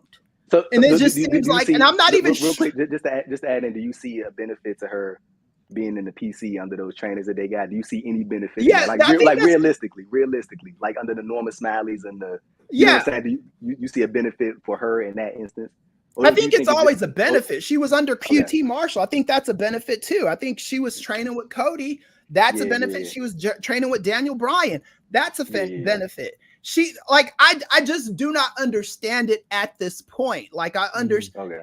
If you're gonna debut, I get you. Okay, I got you. Yeah, I'm just saying. And then to say that she didn't learn shit in AEW, like what do NXT wrestlers learn? Because all you've been doing with them before the merger is firing them so they could go to AEW. So it's like, what does this woman have to do to show you that she can at least be on TV and kind of wrestle? It's not like the crowds in AEW were way smaller than WWE. Yeah.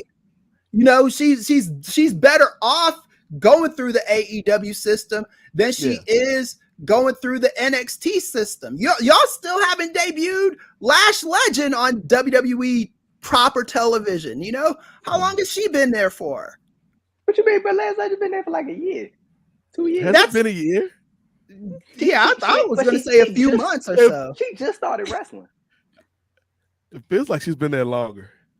I don't know. Been wrestling for like a year and a half, bro. Let's Google her debut. Man, Lash Legend, a young lamb, man. She just got out there. She getting better too, bro. You seen some of her stuff? Lash Legend getting better. Yeah, she's getting better. She's not what she was, but I still think I still think Jade in the AEW system is going to be more learned than a lot of those NXT women that came up through that system. I think Jay, I think it's I think so Chris, let me ask you, you think the method of more so like, okay, the best way for you to improve is to basically just I'm pretty sure you're gonna get what I'm saying, but like the sink or swim method, like to throw you out there and see what you can do, and the only way that you're gonna learn and improve is if we put you in the limelight and see what you can do versus prep, wait for the right moment, prep, wait for the right moment. Like, you think that's kind of the like you get what I'm trying to say with that? I think they've got like it's a double-edged sword with them. I think there's part of them that don't want her to be wrestling on NXT because I think they feel that she's a little bit more important than NXT. Yeah, but I also feel that they don't feel that she whatever is in her repertoire, they don't like it for the main roster. And in my opinion, this is something that should have been vetted before you go to Sports Illustrated, you go to ESPN, you go to all these outlets and just say that you got her, and it was done just to as an FU to AEW, which I get, but also this is a real woman's life and livelihood that you're playing with, and you need to make sure that you're giving her something when she debuts, because right now I'm not even sure that I have the same confidence in her as when she first debuted. I think like my confidence is as much as I hear when I hear Triple H and all those guys talk about her. When she debuts and if they put her in a good prominent position, I'll feel a lot better about her. This is what I think is going to happen. And Ray, I want to get you in this conversation too. When you looking at the potential of Jade Cargill as far as like what could be in WWE and how to properly present her as we assume that she's going to arrive on the main roster. Ray, at this point, where we at right now, the only logical for me, and I want to get you like what you think. The only logical thing for me right now is the Royal Rumble. That's just what makes sense. You're looking at it right now. It's like 6 weeks away. I think that's where you set up her WrestleMania program. I think that she'll be in the Rumble. She's going to probably get like 10 eliminations, make her look dominant. She'll be throwing motherfuckers over the top rope like, you know what I'm saying, like it ain't nothing. Like they weighed whatever was weight of a blanket. She's going to be throwing motherfuckers left and right. And that's going to be her big, like, dominant arrival on the main roster. Me personally, I think that the Mania program, I would not mind if they go her versus Bianca at Mania. Like, especially because Bianca kind of is, not even kind of, Bianca is seeing the territory right now. Like, she's Bianca over there. Like, we talked about that tweet in the group chat, like, when you got Bianca on the opposite end of the spectrum now, with people like Queen, the Golden Goose, Bianca Belair. It's hilarious seeing her on that side now. But Ray, kicking it over to you, bro. What do you see like the logical like way to go about Jade Cargill's debut at this point? Like, we can't change shit that already happened now. They gave her the big debut, the big hoorah, they paraded her around, gave her the big show off. Apparently she's just in the PC working now. At this point, what is the best route to go for Jade Cargill, and where's the point where you, like how Chris said, start to become concerned, or are you concerned right now? And what do you think about Triple H's comments as well? As like following up on what Chingyori is saying, do you think it was a slight? Do you think it was like what do you make of all that? Just your whole thoughts, Ray, please, brother. Well, real quick, I did want to harken back. We did have a newer super chat that came up that was commending brother Chris for defending Jade, even though she left him on red back in high school. Shout out to Gordon for the $4.99, man. Appreciate you. Yeah, as far as my concern for Jade, I don't really have any, because I just think that it never hurts to get more work in. Now, I do believe that my thinking was it would have been better, especially if Becky would have stayed the champ. If you would have had her go into NXT, then Becky should have been the one that she should have beat for the belt. Yep. And then, let her have a cup of coffee there and work there. And then if you want to prep her for the Royal Rumble, then go ahead by all means. I don't think her star is going to be diminished with her not being on TV. But I do think, and I agree with you, Andrew, that she needs, I think, no later than the Royal Rumble. And I did want to get kind of Chris's perspective where you're saying before the Royal Rumble. And I think maybe only have her on just to be like, I'm declaring that I'm going into the Royal Rumble. That would be nice. Nice. I don't think that there's any storyline that you need to do with her prior to the Rumble. And I think, again, like you said, Andrew, have her go in there, have her be dominant, have her probably even lift up. Nia Jax. Yeah, you can go ahead and say a name, Ray, because I actually would like to see that Nia Jax, Jade Cargill, WrestleMania. That's what I'm saying. It's kind of like having them face off. It'll be like that Rock and Terry face off back there. They just looking around, and it's just like. But I think, and I know we were also talking before about having Jade team up. Like, we were kind of in different boats with, should she team up with Bianca? Should she go against Bianca? I think whatever they do, I think pairing those two sisters together is going to be instant money makers. So, Right.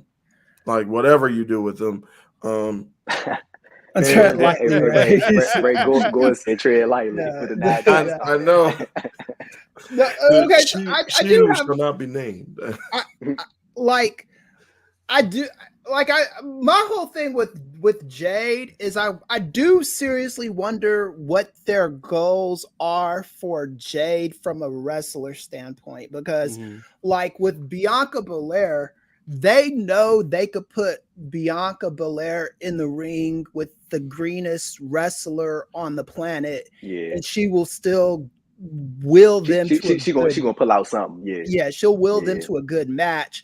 And I think do they want Jade to be a mechanic in the vein of Bianca Belair, or do they want her to be like an intimidating force like a Nia Jax or whatever? Because I think I look at Jade and I see her as more of a like a body wrestler, you know, more like an intimidating person who shouldn't be wrestling for like super long matches unless it's a special occasion. Right, she's a muscle. Yeah. Right, yeah. And I think with Bianca Belair, I think it's easy to cross-pollinate the women because, you know, they're both super fine, athletic Black sisters, but they're two different wrestlers. And Bianca, I think the expectations for her is to go out there and we'll put you in Bianca, there. she worked fast paced, bro. Have you seen some of these clips of her? Bro, Bianca be on them. We'll put you in there with the greenest NXT woman on the planet, someone that didn't even wrestle as an amateur, but maybe she played ice hockey or something. And Bianca, we expect you to go in there and have a 5-star match with her because you're Bianca Belair. And I think if you start looking at Jade through those eyes, you're going to be disappointed because that's just not who she is, at least not right now. And maybe she'll never be like that, but I don't think that should be required of her. No, absolutely not. And to Triple H's, real quick, Andrew, to Triple H's point, like his quote about we're trying to prepare her for every pitch that she might see. You can spend all day in the batting cage, Andrew.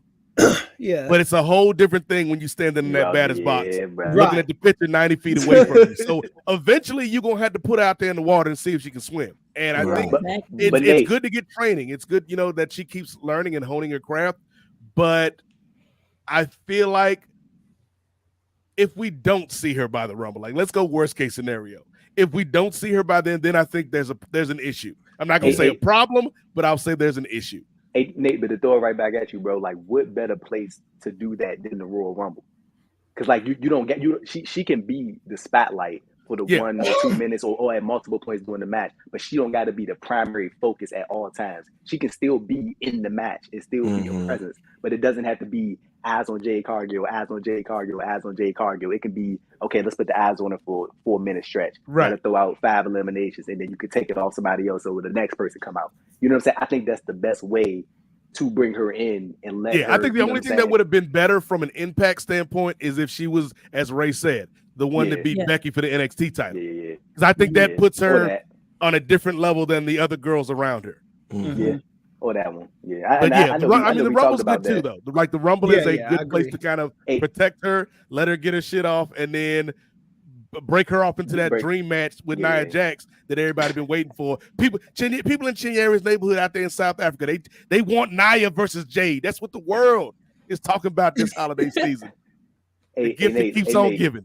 Hey Nate, let me ask you this, bro. Like, moving off Jade, did you ever think you would see the day, man, when Bianca Belair became the golden goose? Like, I mean, listen, like we all. We've been saying it, Andrew. I think everybody on this podcast has been saying it. Like, but like we like seeing it in like real time. I mean, I'm not even talking about just the booking stand. Like, Bianca been booked like a fucking monster, bro. Like she, you know, for like the last several years or so. But I'm talking about like just from the social media aspect. Like you seeing people refer to her as like, oh, they're trying to protect their golden goose. Like how crazy that is from you, somebody that is like, of course we all seen her whole career play out, but to see where she is now and on the other side of that conversation that we have about other people and that fans have about other people, knowing that Bianca is now that person to She'd where have made it. seemingly she'd have like I don't want to say untouchable, but like if Bianca loses 5 matches in a row, I don't think it hurts her at Yeah. all. Like I think that Yeah. she'll bounce back. Like how crazy that is for you to see her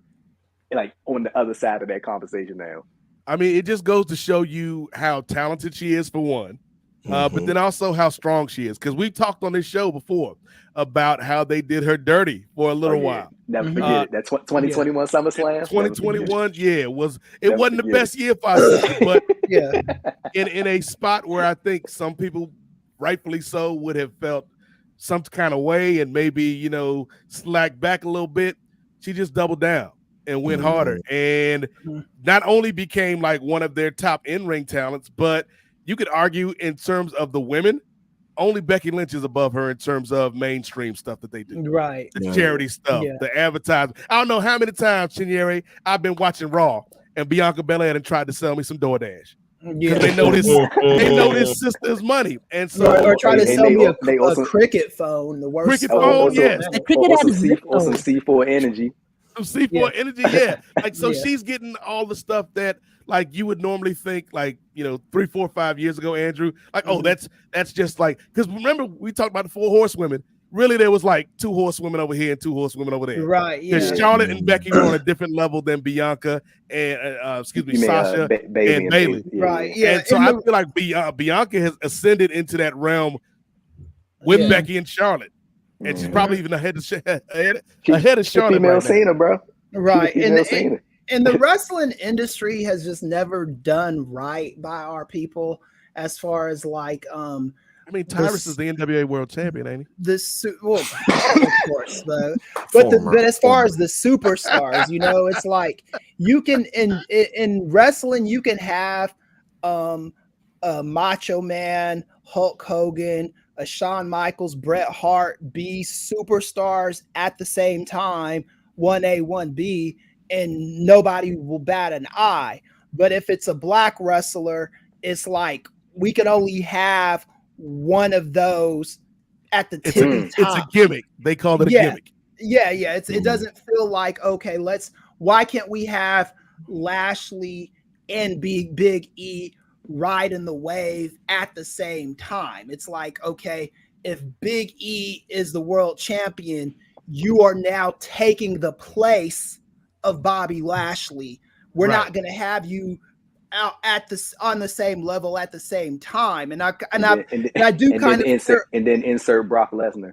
Right, exactly. And then it's like with Bianca and Jade, I really do hope they don't go this route. I think that Jade could be, you talking about a singles match? Just superstars at the same time is what I'm talking about. Okay. Just being the top women at the same time. Like I don't want it to feel like, oh, well, Bianca's our black woman, so Jade, you're gonna always be second fiddle to her, and they don't do that with men in that company. They don't do, more specifically white men in that company. They don't do that with white people. It is something that they do with black people, because I don't ever remember in WWE wrestling period, but let's stick with WWE for a second. I just don't remember 2 tippy top guys on the main roster being that at the same time. You can make an argument that Big E and Lashley, because you talking about 2 black talents or just 2 talents in general? Like 2 black talents, 2 specifically black talents. I got you. Like I thought you meant like 2 talents that were like ascending, like at the exact same, like just general. But you said black, right? Yeah, because you'll see that with white guys all the time. You'll see Cody Rhodes and Sami Zayn. Yeah. They tried to make it happen with Grayson Waller and Austin Theory, and one of them dudes ain't it. Yeah. It's crazy because Grayson Waller is like everything that they want Austin Theory. Yes, he is. They're like, damn, we got to wish Austin Theory, real Austin Theory. Right. Yeah. And I think on that point, Chris, you'd probably have to go back to like the territory days. Shit. Now you talking about 2 black talents that's ascending, like sort of. I mean, I know it's like not on the scale that we talking about, but just on this topic, we like Trick and Carmelo. Yeah. You go to degree, NXT and find to that. a degree, but yeah, I was gonna say NXT. You can go to OVW and find it too. Because I know you're talking about more like on a grander. Yeah, I'm talking about the main roster. Yeah, main roster. Yeah, and I think we're starting to see a little bit of that in AEW too. You know, it's just Swerve on the up and up, man. Right, yeah, but I don't think they're gonna let anybody like now that Swerve is the guy that I think they're going with. I'm not sure. Like Hobbs, you gotta wait. Gordon. Chris Gordon said Chris is right. In 2024, we need to lose the black wrestler quota in the past, or leave the black wrestler quota in the past. Yes. Right. Oh, yeah. Well, I ain't gonna say we. It's they. Yeah, don't put that on us. But yeah. Yeah. And Chi was hitting the Nana. Hey. Right. Yeah. Had to for the culture. Again, I know we did it last time, but shout out again to this brother Prince Nana, man. I'm glad he is enjoying this moment right now, man. Right, him and Swerve breaking into people's houses and shirts on babies. They out here doing the service to the world. Oh, wait, people be killing me acting like they the bad guy. Why are you leaving your child in the house unattended? Right, you got a newborn in the house, nobody in the house. See, your baby deserved to get a shirt thrown on. He said shirt on. If anything, Swerve was actually looking after the baby. Okay, yes. He was there. Even He somebody like a blanket. This is like this reminds me of the argument of Karate Kid where Johnny is the real good guy and Daniel-san is the bad guy. Hey, bro. Oh my God. Hey, Nate, what else you got on the agenda, brother? So I guess we can hit one last AEW note because I guess that was kind of tangentially about AEW since Triple H threw that shade. Let's Andrew, real quick. Do you have the article that John put up last night? You talking about the Tony Khan? What Tony Khan was saying. He feels like being in AEW is like being attacked all the time. Mm-hmm. Oh, let's right now. Hey, brother Nate, quick correction. This is from that man Neil Flanagan. Ooh, shout out my man Neil. Shout out Neil, man. But this is from this is a transcription from Neil Flanagan from the Ring of Honor press conference. He said for AEW, and I think Ring of Honor because it falls under my ownership to be AEW is to be under constant attack. You do a great show and the next day somebody's saying something negative. You do 5 great shows in a row, somebody says something negative. You break the ticket record for the most tickets ever sold for any wrestling show in the history of the world, and somebody has something bad to say about it. I just, at this point, I don't worry about it. We just need to go out and do great shows week after week like we did. And there was some other stuff that he said. I'm going to read like a portion of this quote. But he was like, this is from Tony Khan, and I quote, he said, "I think it's challenging because I've never seen anything quite like wrestling when it comes to such a large percentage of the business, spending such a large percentage of their time on one platform, which is X, formerly Twitter. It's amazing how many people in the wrestling business are on Twitter all the time. And to be honest, I understand it because it's a good reason, because it's engagement, because there's such a large percentage of wrestling fans and you, the wrestling media and opinion makers and the wrestlers themselves and the companies. So many people are on this one platform. It's pretty unique because in other sports, it's more evenly distributed. But what I've seen is sometimes it's a bit of an echo chamber, and there's also a lot of bad faith. There's a lot of bad faith posting on it, and you can have a great day in the business, like do the #1 show, and people try to tell you you didn't do something great, or you can break the world record for the most tickets ever sold to any wrestling show ever, and have this massive huge success on pay-per-view, and just hit a home run, and the wrestling's great, and everything's great, and still people are trying to tell you there's some problem with it or it's something detrimental." And I quote. Okay. All right, hold on real quick, Chris. Yeah. I don't do this a lot, but I'm gonna have to go ISO. Tony Khan. I'm leaving this comment up here because I think this is right here. This man is too online, too sensitive, and not adapting to not being everyone's favorite. And here's the thing, Tony. Here's the thing, Tony. Tell him. As a human being, I understand that when you don't get the credit you feel like you earned, it can hurt. When people are saying that you don't have enough of this or don't have enough of that, or why did you book this or why did you book that? As the creator, it can hurt your feelings. But Tony Khan, you a grown adult, brother. This is the business that you signed up for. This is the entertainment. Like, you think Kevin Feige, all these Marvel movies and shows that people been crapping on for the last 2 years. Kevin Feige ain't never once, Andrew, never once got online and said, man, being in Marvel is like everybody attacking us all the time, man. It's crazy. And so when I saw that article that Neil had posted, man, it was crazy, Andrew, because the first thing that popped into my mind, because of the way he phrased it, to be at AEW is to be under constant attack. It reminded me of one of my favorite quotes of all time from an author named James Baldwin. And the quote, I know Chris knows it, Andrew probably knows it, Chichi and Ray might as well, but it's the quote of to be a Negro in America and to be relatively conscious is to be in a state of anger all the time. I'm paraphrasing. And to that, I would add be in a state of anxiety, be in a state of fear of safety for one's life. Like, all of that is involved in just walking around existing, being Black in America. And so, Tony, this is not something that you are, right? Like, you were not born AEW. This is a task you took on, presumably because you love this business and you wanted to give people opportunities and you wanted something different for the fans.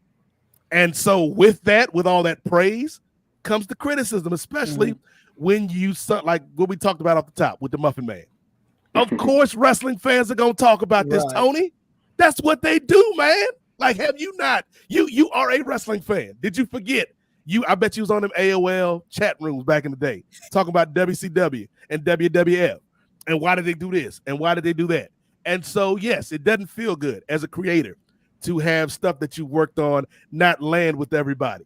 But it's not going to land with everybody. You have to make the best show you can do, listen to criticism, make adjustments when necessary, but you got to run your race, Tony. And this is, one of the biggest things, and I'm going to go full screen again. This is one of the biggest things that I've been talking about whenever we talk about these AEW stories, guys, from almost day one, Andrew and Chris, going back to the press conference where, somebody asked about the women and Tony got his back up, going back to Big Swole and Tony got his back up. Like, it's like, Tony, you can't be the big boss and be this sensitive, man. Like, I understand as a human being, you personally might be sensitive, but when you are the boss of AEW and you are an online figure, you got to put on your big man pants. I ain't even gonna say your big boy pants because there's big girls and big women out here too making moves in this space. You got to put on your adult pants, Tony, and you can't be sensitive. You can't have them rabbity as I did. Just hearing every little bit of criticism, like the sentence that you just read, Andrew, to me is crazy. It's like, dog, we sold out this, we set this record, we did this. Like, be happy that you did that and build on it. Don't worry about the negative people. And I think Tony buys into that a lot. And ultimately, I don't think it's to the company's benefit. Yeah, I agree. I understand what Tony is saying. I'm about to say, because I like, to a certain degree, I kind of like, I get it too from a standpoint of like, I mean, when you look at it just from like a general perspective, bro, I think all wrestling companies sort of get that that bad feedback. And I mean, people, I see people shitting on AEW, I see people shitting on WWE, I see people praising AEW, people praising WWE, people praising MLW, people hating MLW, people praising Impact, hating Impact. You know what I'm saying? But some stuff that I see on the independents, not a lot of people are fan of it. Some people love it. You know what I'm saying? I think that's just all very, and you all got these different pockets of fan bases that like these specific things. Oh, what you about to say, Nate? You about to chime in? I was going to say, well, it's that tribalism that we've talked about, Andrew. Right. Yeah, bro. That's going to exist, but I also feel like if I'm Tony, this is the game I chose to play. If I'm going at the top guy, there's going to be some blowback, and I got to be ready for that. Right. And I also think it's a matter of like, because like Tony is the one that's more vocal and active on the social media front. You know what I'm saying? Like, and when you, of course, when you have these AEW debates or whatever side you choose to allow, whatever side you choose to side on, like even when they were doing, remember back in October, what did he say? Anwan Starman said, I agree with him. Yeah, bro. Like, you, come on, bro. You arguing? The Disco Inferno thing. I'm like, come on, dog. Like, that's one of those like that. Yeah, like exactly. Is It's like you can't be responding to disco, dog. But right. like even when I'm looking That'd at be it like back responding to that cheese man that works for that certain publication that said CM Punk would never sign with the WWE, but I my won't say his name.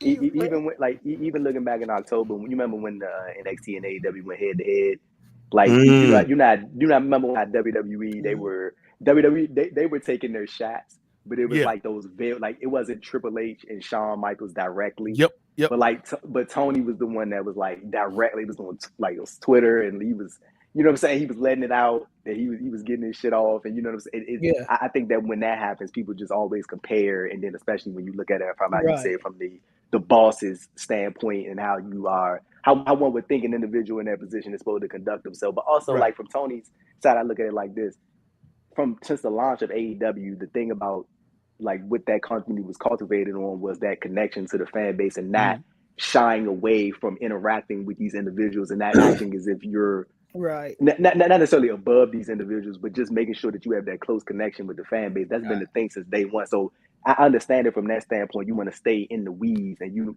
want to interact and hear what people have to say. Like, dude, there's been times on social media like where he's gotten ideas from fans and has like told these individuals that came up with these ideas, hey, thanks for recommending X, Y, and Z. We gonna put that in the you know what I'm saying? But at the same time, I do think you got to find that happy medium where you, as a CEO of your company, you can't just be like too like relying on these individuals' opinions. And while you do want to care what your fan base has to say, you also got to go off your gut and what you know from your own genuine knowledge just from running this company and then having the individuals around you that got 30 plus, 20 plus years of experience that can help guide this shit with you as well. But that's what I'm saying. I think it's a hard thing because that's what AEW's core is. You know what I'm saying? Being close to the fans and stuff, but also, like Nate was saying, you got to pull that back a little bit, and then it's difficult for him because you're going to automatically compare that to the Paul Levesques and the Shawn Michaels and the other CEOs who you really don't see them online unless they just promote shit. Right. You know Well, Tony's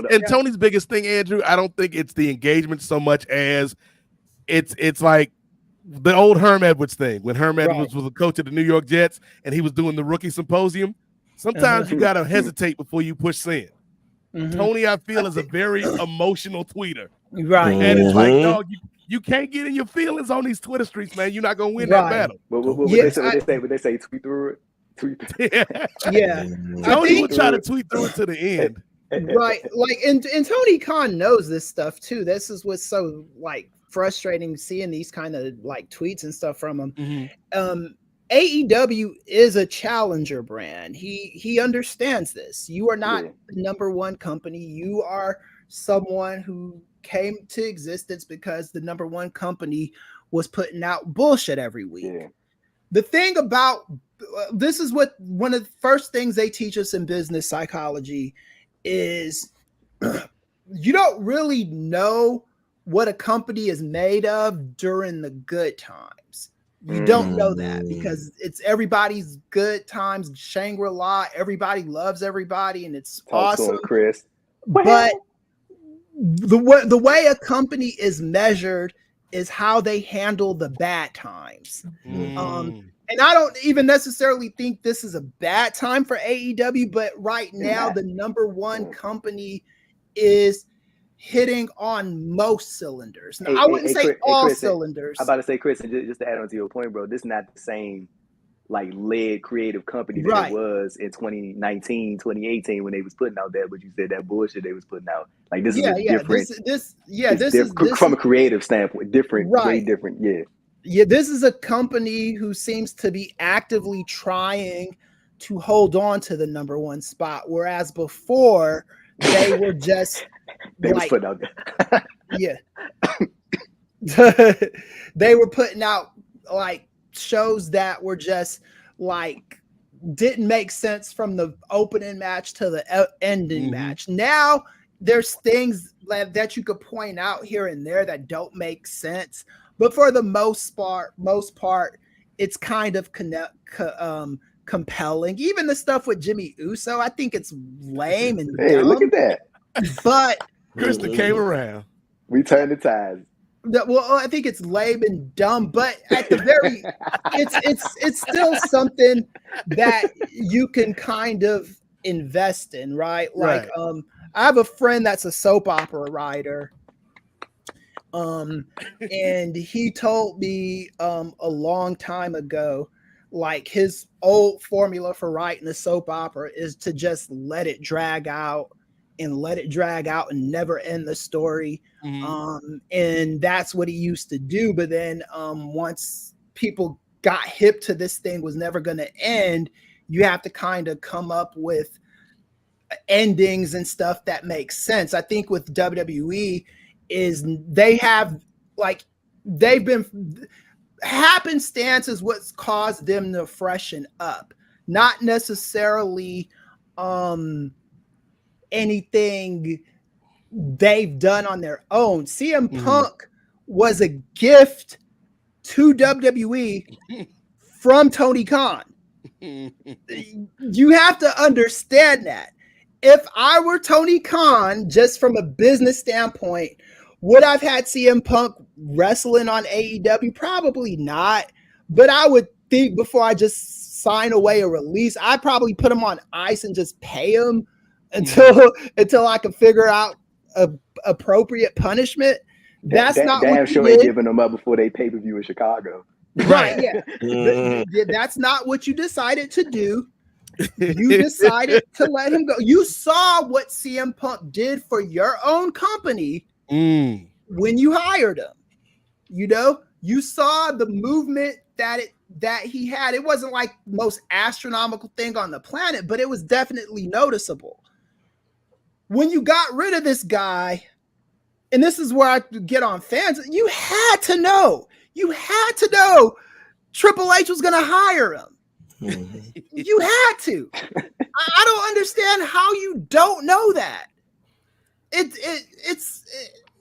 makes no sense to me. And it seems like he's kind of, they're going to hire this guy and he's the fresh coat of paint and he's going to be hot for a little while until he's not anymore. And when WWE gets a free agent, maybe you can steal the free agent, an important free agent, and maybe it'll do something for you, but you're not always going to be hot.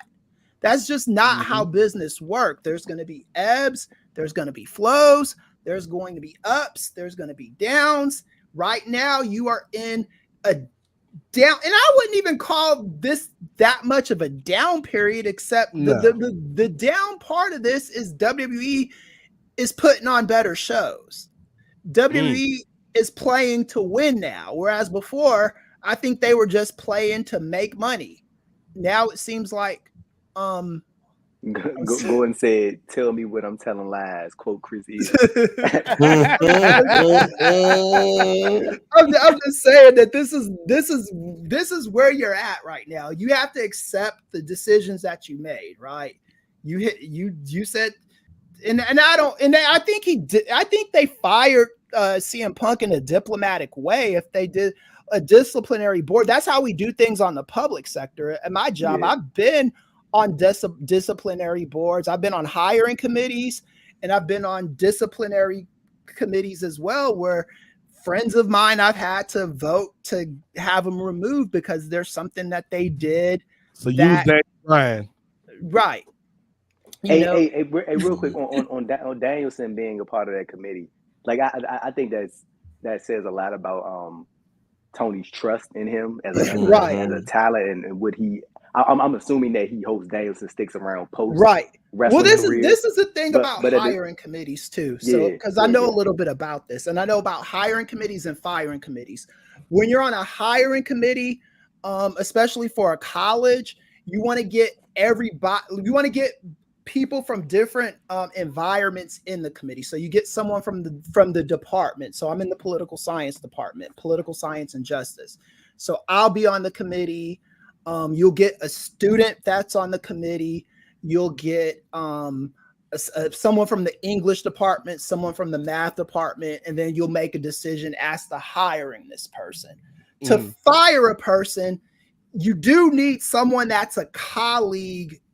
This is for public sector stuff. You need someone that's a colleague of that person to kind of mitigate what other people are going to say about them. Like, so one of the times I signed confidentiality agreement, so I'm not going to get too much in the woods on this, but there was a time where a professor who was an old professor of mine, who was a mentor of mine, he wrote, like, he was grading some girl's paper, and he wrote some just inappropriate shit on her paper about a form-fitting dress that she wore, and it was right there for everybody to see. Wow. And I was on the disciplinary committee for that. I had to vote the way I had to vote just because that's, you know, I have no credibility if I'm voting for, like, if I'm telling people not to believe what I'm seeing with my own eyes, it's not, I have no credibility. So Daniel Bryan was right for making the decision that he came to with everyone else that was on that committee. It's not something you always see for a private sector job, but it is something that I know for a fact works. Hey, about to say, Chris, he didn't down talk Punk either in his interview. When he talked about it, he ain't say nothing. But he was like, I always liked Punk. Me and him always got along, but that was like, basically, essentially, what we saying was like, that's just some shit I had to do. Like that was an incident. You know, like you hit the guy in front of people, man. There's no getting around that. You know what I'm saying? It's like, because again, in criminal justice, there's hard evidence versus soft evidence. Eyewitness testimonies is usually considered soft evidence, except when every fucking body is saying the exact same thing. And they got you on camera. And that's hard evidence. So you have to go with the hard evidence, right? Yep.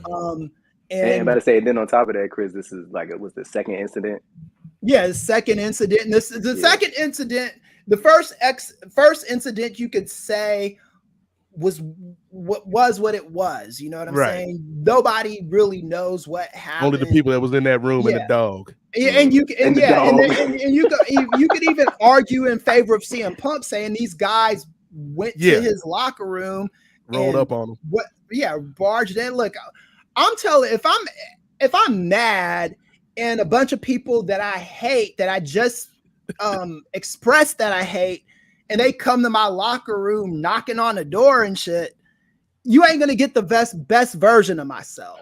But the Bama said, "Come see me," though. He literally said it, though. You This is an EVP thing. Just, you are the boss. If an employee tells you to come see him, and you're like, "Okay, we're gonna come see you," you don't belong in management. That is not your job as a manager. That's how we do things on the streets. This is not how you do things when you run a company. Just because the dude said come see him, you don't need to do that. We'll see you in the conference room, Mr. Punk. Right? Yeah. Just Mr. Punk. Like call a meeting. You know, y'all remember the 5 heartbeats where dude tried to run up on Big Red at the party. My office hours are from 9 to 5, you know. Hey, see that dude during your office hours. Real quick, because I want to get Chi and Ray in on this TK situation. What are your thoughts about Tony and that article and Tony's Tony being out here with these Twitter fingers, Chi? Tony needs to stop being sensitive, like you guys said. Like, I feel like it only just feeds into the trolling. Because like the more they smell blood, the more they fueled up, you know. So he really needs to just not do that. And because obviously, and I think he recognizes the things that he did for wrestling, because he did change up wrestling, you know, with AEW. He did. He made it better, bro. And that's a big thing. Can't that's take a that big away from him. Yeah, and so that's the thing that he needs to focus on. And obviously there's going to be constructive criticism, and that's what he needs to focus on. But even that, he doesn't even need to address it. All he needs to do is go on his Twitter and make the post about, you know, here's what's happening tonight, tune in, whatever, and then he disappears for like until the next event. You know what I mean? Like, and that's the thing with him, is he doesn't just address one thing. He addresses every single thing that someone says about him. It'd be like one thing, it's like, oh, this is just an isolated incident, and TK decided to address it. This fool has gone blow to blow with Randy Orton. He's with Big Swole. He's had beef with like just so many different people with Ariel Helwani, Disco Inferno. Like when you've hit the bottom of the barrel. Yes. When you're over here beefing with in 2024, beefing with Glenn Gilberti, Chris. Yeah, Disco Glenn Gilberti. Yeah, a guy whose opinion is worthless. And I'm not someone that hates Glenn Gilberti, but he says a lot of stupid stuff, man. I've listened to this guy spew nonsense, and it's always like anytime you're talking to an audience that is just gonna feed into your bullshit, it's easier for you to think your bullshit is real stuff, you know. I watched Glenn Jacobs do that in WWE for years. You know what I'm saying? He's like, people talk about, Glenn Jacobs is so the smartest smart, guy. he's such a genius, and all this other stuff. Just because he read one of two books. Yeah, because you read a couple books, and all of a sudden you're the smart guy, and you're telling people. Like I remember listening to MVP on this show, and I don't want to smoke with MVP, but I got to bring it up. Here we go. Yeah, where MVP was talking about. Hold on, Chris. Hold on. Everybody, back up for a second. The following views and opinions are expressly from Professor Chris Ely and not of Post Wrestling, the NWA Podcast, or any officiating parties. There we go. Put all the smoke on me. But he was talking about in this interview. Hey, Chris, real quick. Did MVP? Did y'all have a little back and forth on Twitter over that shirt? Yeah. I've known MVP since the BET Awards in 2008. Sherry Shepherd. Yeah, with Sherry Shepherd, Kim Whitley, all those cats. So you know, we've crossed paths a few times. I like MVP, but he was on the show. Talking about, I think it's the show he used to do with Greenie. Yes. And he was talking about how Kane educated him and told him how the Federal Reserve was bullshit and all this other stuff. And I'm like, don't take this kind of advice from Kane. That's all I'm saying. Kane is not the person you need to be taking advice about the Federal Reserve from. You know, that to me, that's just as bad as these people taking real estate advice from DJ Envy. There you go. Yeah, I knew Envy was about to catch a stray. DJ Envy. Well, yeah. But I'm just saying, it's like, and this is like TK has lowered himself by debating someone like Glenn Gilberti. He said, like, I've heard him, I'm paraphrasing, but Glenn said something like, Donald Trump, he's good for ratings, so you need him around. Like, what? Like, it made no sense. And these are the kinds of people that do not deserve debates. You know, like a debate is, like, let's say Nate agrees with Obama's cap and trade, and I disagree with Obama's cap and trade policies. That's something we could debate, and one of us could be more right than the other, and it's a good faith argument, right? Right. When you're arguing with an idiot like Disco Inferno, who's never done anything, I think he was managing like I don't even think it was Cheetahs, some bullshit night spot in Vegas. And this is who you're getting mad at their wrestling stuff. Like, let that dude be an idiot on his own. You know? Looks like the was it Mark Twain never argue with an idiot because an outsider can't tell the difference. Yeah, exactly. Like I remember when CM Punk at that one conference he was at with Tony Khan, and someone brought up Eric Bischoff, and CM Punk was like, "Yeah, let's just let that fool die in the dark." Kind of cool to say, but I understood what That's CM Punk was saying. You know, That's kind of fucked up. it's very Damn, fucked Phil. up. But I got the gist of what he was saying. You know, what he was basically saying. It wasn't a literal like yeah. Yeah, Right. it was basically because that's a old catchphrase. I'll let you die in the dark, you know, because you're not important enough. Eric Bischoff had his time in wrestling. All the stuff that Disco Inferno was responsible for booking in WCW was very, very stupid, and they went out of business less than a year later. So why are you caring about what this guy is saying? You know, some of these people you have to let them. I'm not going to say die in the dark, but you know, let him do let his him tweet into the void.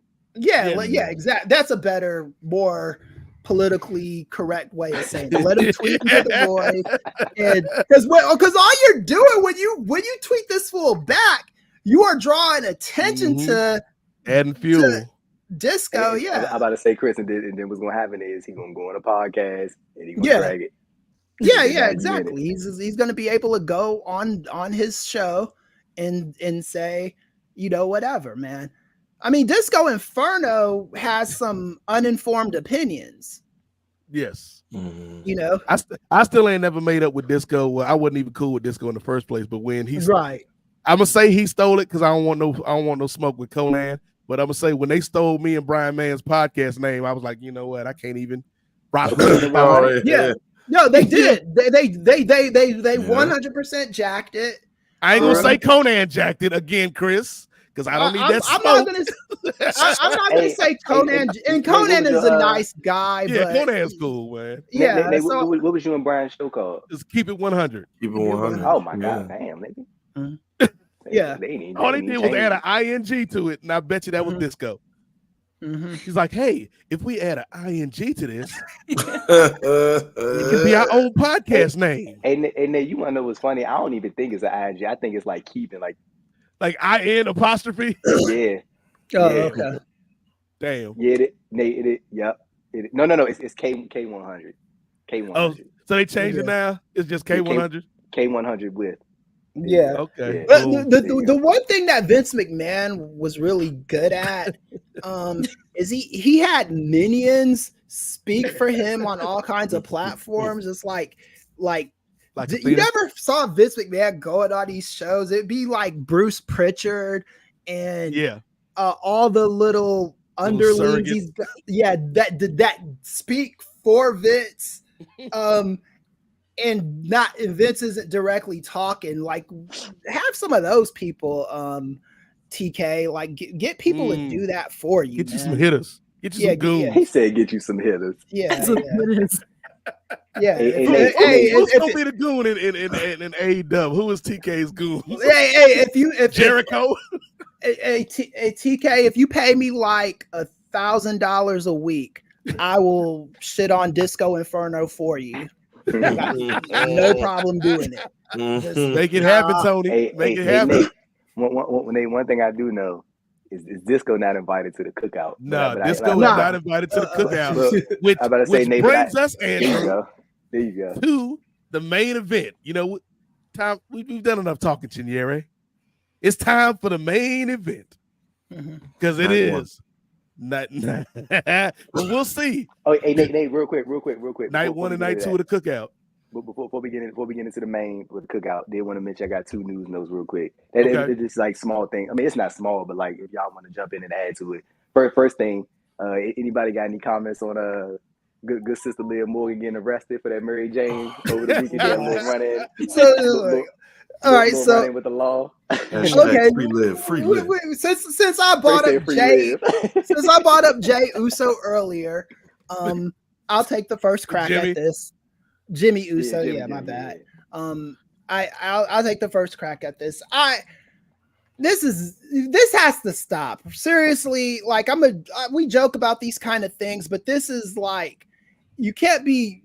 Look. Puff, pass, smoke as much as you want to do it, drink as much as you want to do it, but you can't be getting behind wheels of cars doing stuff like this. This has to stop, man. like I say, Chris, it did get reported, I think, by Fightful Sean Ross Sapp. He said that it was no heat, like, whatsoever from WWE on Live, like, none at all. Like, nobody was, like, upset. Nobody was, because she's not on TV anyway. So, and the plan was for her to come back in, like, 2024. So, like, she didn't, like, disrupt anything. And then on top of that, nobody, according to the report, was, like, remotely upset in the slightest. Well, that's an indictment on the wrestling business, though. Somewhere, right? Rob Van Dam and Sabu is sitting here. And Rob Van Dam is sick. He did some bullshit because, like, that man if I was Rob Van Dam, I'd be like that too. You know, took his whole title run from him for some weed. Right? Yeah. They buried him after that man. Yeah, it's like. It's like there does need to be I'm not saying that there need to be scorched earth consequences for stuff like this, but like this is like we just had a woman get thrown in jail for the formative years of her life for striking someone after a DUI. These kind of things can't be tolerated. We have to be better in this business when it comes to stuff like that. And again, you don't need to. She's got to get some kind of fine or something for this, man, because it happens way too much in wrestling. And this goes on to what Andrew was talking about earlier with CM Punk. CM Punk doesn't do shit like this, you know. This is these kind of things. And then the thing about in the state of California, if you get into a car accident under the influence of any substance, it's technically not an accident. They look at that as you decided to take some substance that was going to make you inebriated and made a conscious decision to get behind the wheel of a car. But the thing is like, worst case scenario, if I do think that the wrestling industry, the duopoly, the way it works is if one company gets rid of Liv Morgan, another company is going to hire her. And and no lessons get learned in wrestling. Yeah. So with Liv, this is what, like, so me personally, bro, like I'm looking at it like, I get what you're saying, Chris, but like I'm kind of like tired of people like kind of getting like locked down for weed, and the shit is like literally getting sold everywhere. I know that's not like the political response, and you got to look at it from like a company standpoint, and I get that's how you're looking at it. But I'm just like, bro, people be getting arrested for shit every day that's literally getting sold and profited from. Yeah, but are you driving with it though? So this is what it said. A small bag of marijuana was found in the car along with a vape pen containing an oil-like substance, which tested positive for marijuana. According to the Village News, she was charged with possession of marijuana and possession of synthetic cannabinoid, according to public records. But I haven't seen like anything about like her being like under the influence, but more so that she just had the shit on her. Yeah, well, that's the law is if you have any kind of paraphernalia with you in the car, even if you got like an open beer can, even if you weren't drinking the beer, if they got if you got an open can in there, the police can waste your time and mess with you for a long time, man. It happened to me one time. All right, so it's holiday season. I'm gonna give y'all a quick story, man. Yeah. So it's about 10-15 years ago, Rookie Ray had gone to a party, and there was bottles of Hypnotic. We was on that Hypno. Oh yeah, that's that 2000s drink right there. Yeah, and Hypnotic, baby, with a Q at the end. Was Heidenreich with you? No, Heidenreich wasn't. He said Heidenreich. We was looking for weed and women in Newport News. Hey, and if you want to hear that story, Bushby and Thompson, episode Bushby and 1. Thompson, Post Wrestling Archives. And Chillier was on that show. And Chris was on that show. Boom. But I had a bottle in the car that was empty, but it was like from the night before. And I'm driving back home the next morning, and it's like this long stretch, this like country road. And I get pulled over because I'm going too fast. And actually, no, I didn't get pulled over because I was going too fast.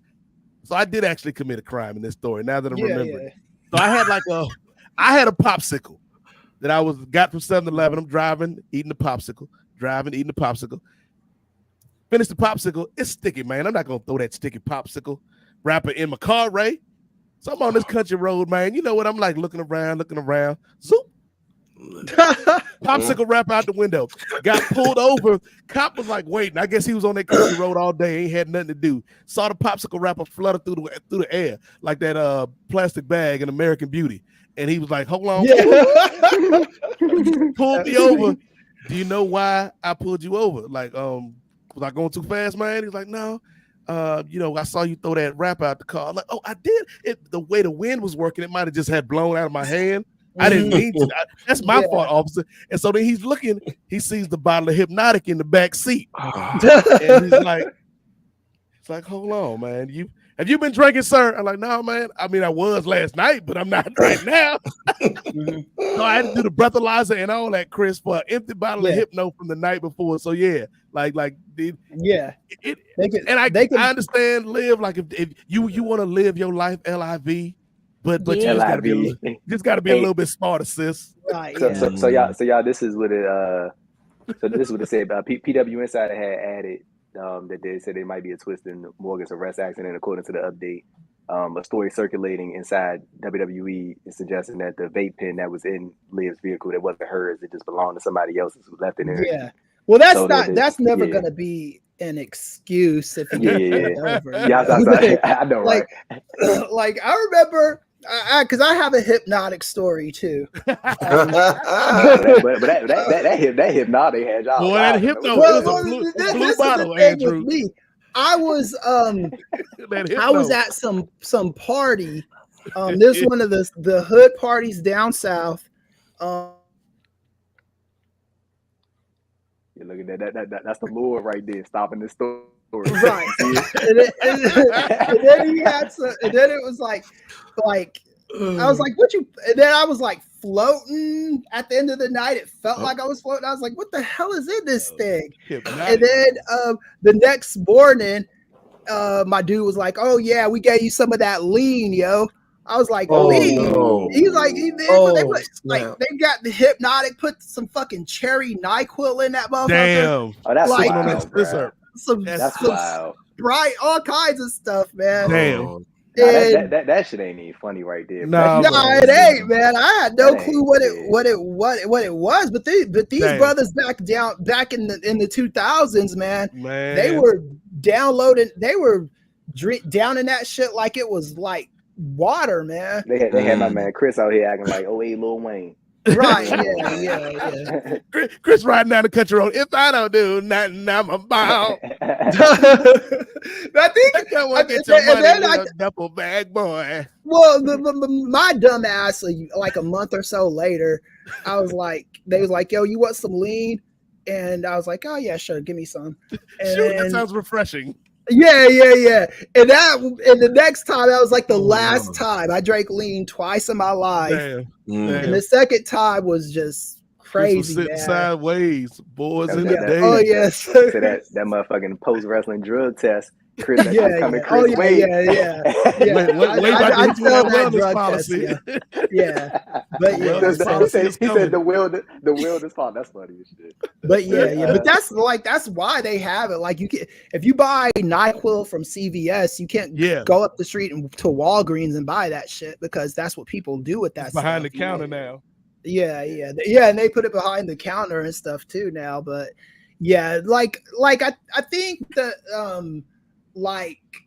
I don't think there's anything wrong with taking Liv's word for it. If it was a friend of hers vape pen, you got to pick better friends that you let inside your car. That's what Chris Rock said, at least on that how not to get pulled over by the police or get your shout out to Hansi, man. We see you, brother. Yeah, shout out to Hansi. Happy holidays, man. Thanks, Hansi. Happy holidays, man. And yeah, just you can't, like, when you are a professional, the responsibility is different than when you're not a professional. Yeah, you're a normal civilian. Yeah, right. And I think the wrestling industry's got to do a better job, not just WWE but AEW. we got to do a better job of I'm about to say shit, Chris. You say NBA, NFL, yeah, all these motherfuckers. Yeah. Oh, so yeah, this comment got me. This comment got me. Chris really said. Chris really said, "Why yes, let me wear my whistle." Well, yes, let me wet my whistle. Yeah. I think that's exactly what I said, word for word. Like, thank you, fine gentlemen. Hey, I'm about to say, and Nate, before we move on to the main event, last thing, Charlotte Flair is tore ACL. Yeah, man. She's that going to be sucks. she's gonna be undergoing surgery. The estimated time, they say it's 9 months, but you never know. You gotta take those things slowly, but definitely probably ain't gonna see Charlotte probably until like. Oh, am I still here? Yeah, you still here? Yeah. Oh shit, my damn earplug cut out. I'm about to put my other one in. Thought you was sipping on some lean.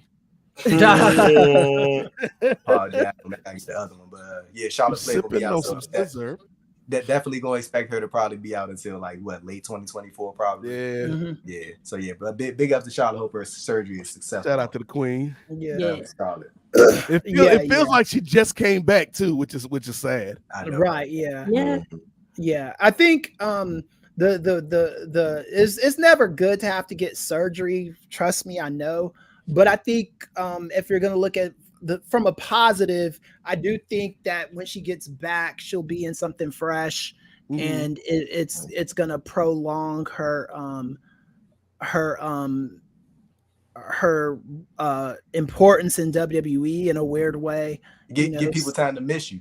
Yeah, exactly. So I as while I feel bad for her, because surgery sucks, man.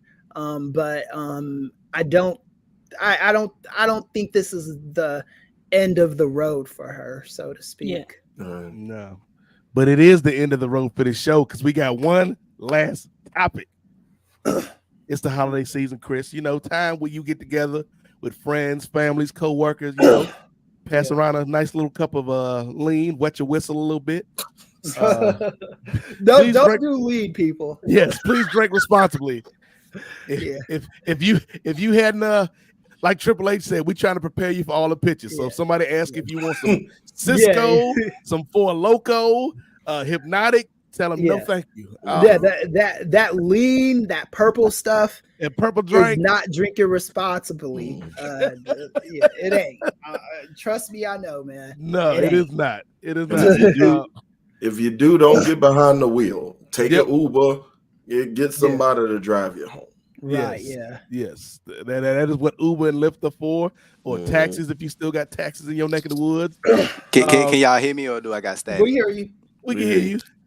And you back just in time for the year-end cookout. So we've done this a time or two before on this program. It's a game we like to call Who All Gonna Be There.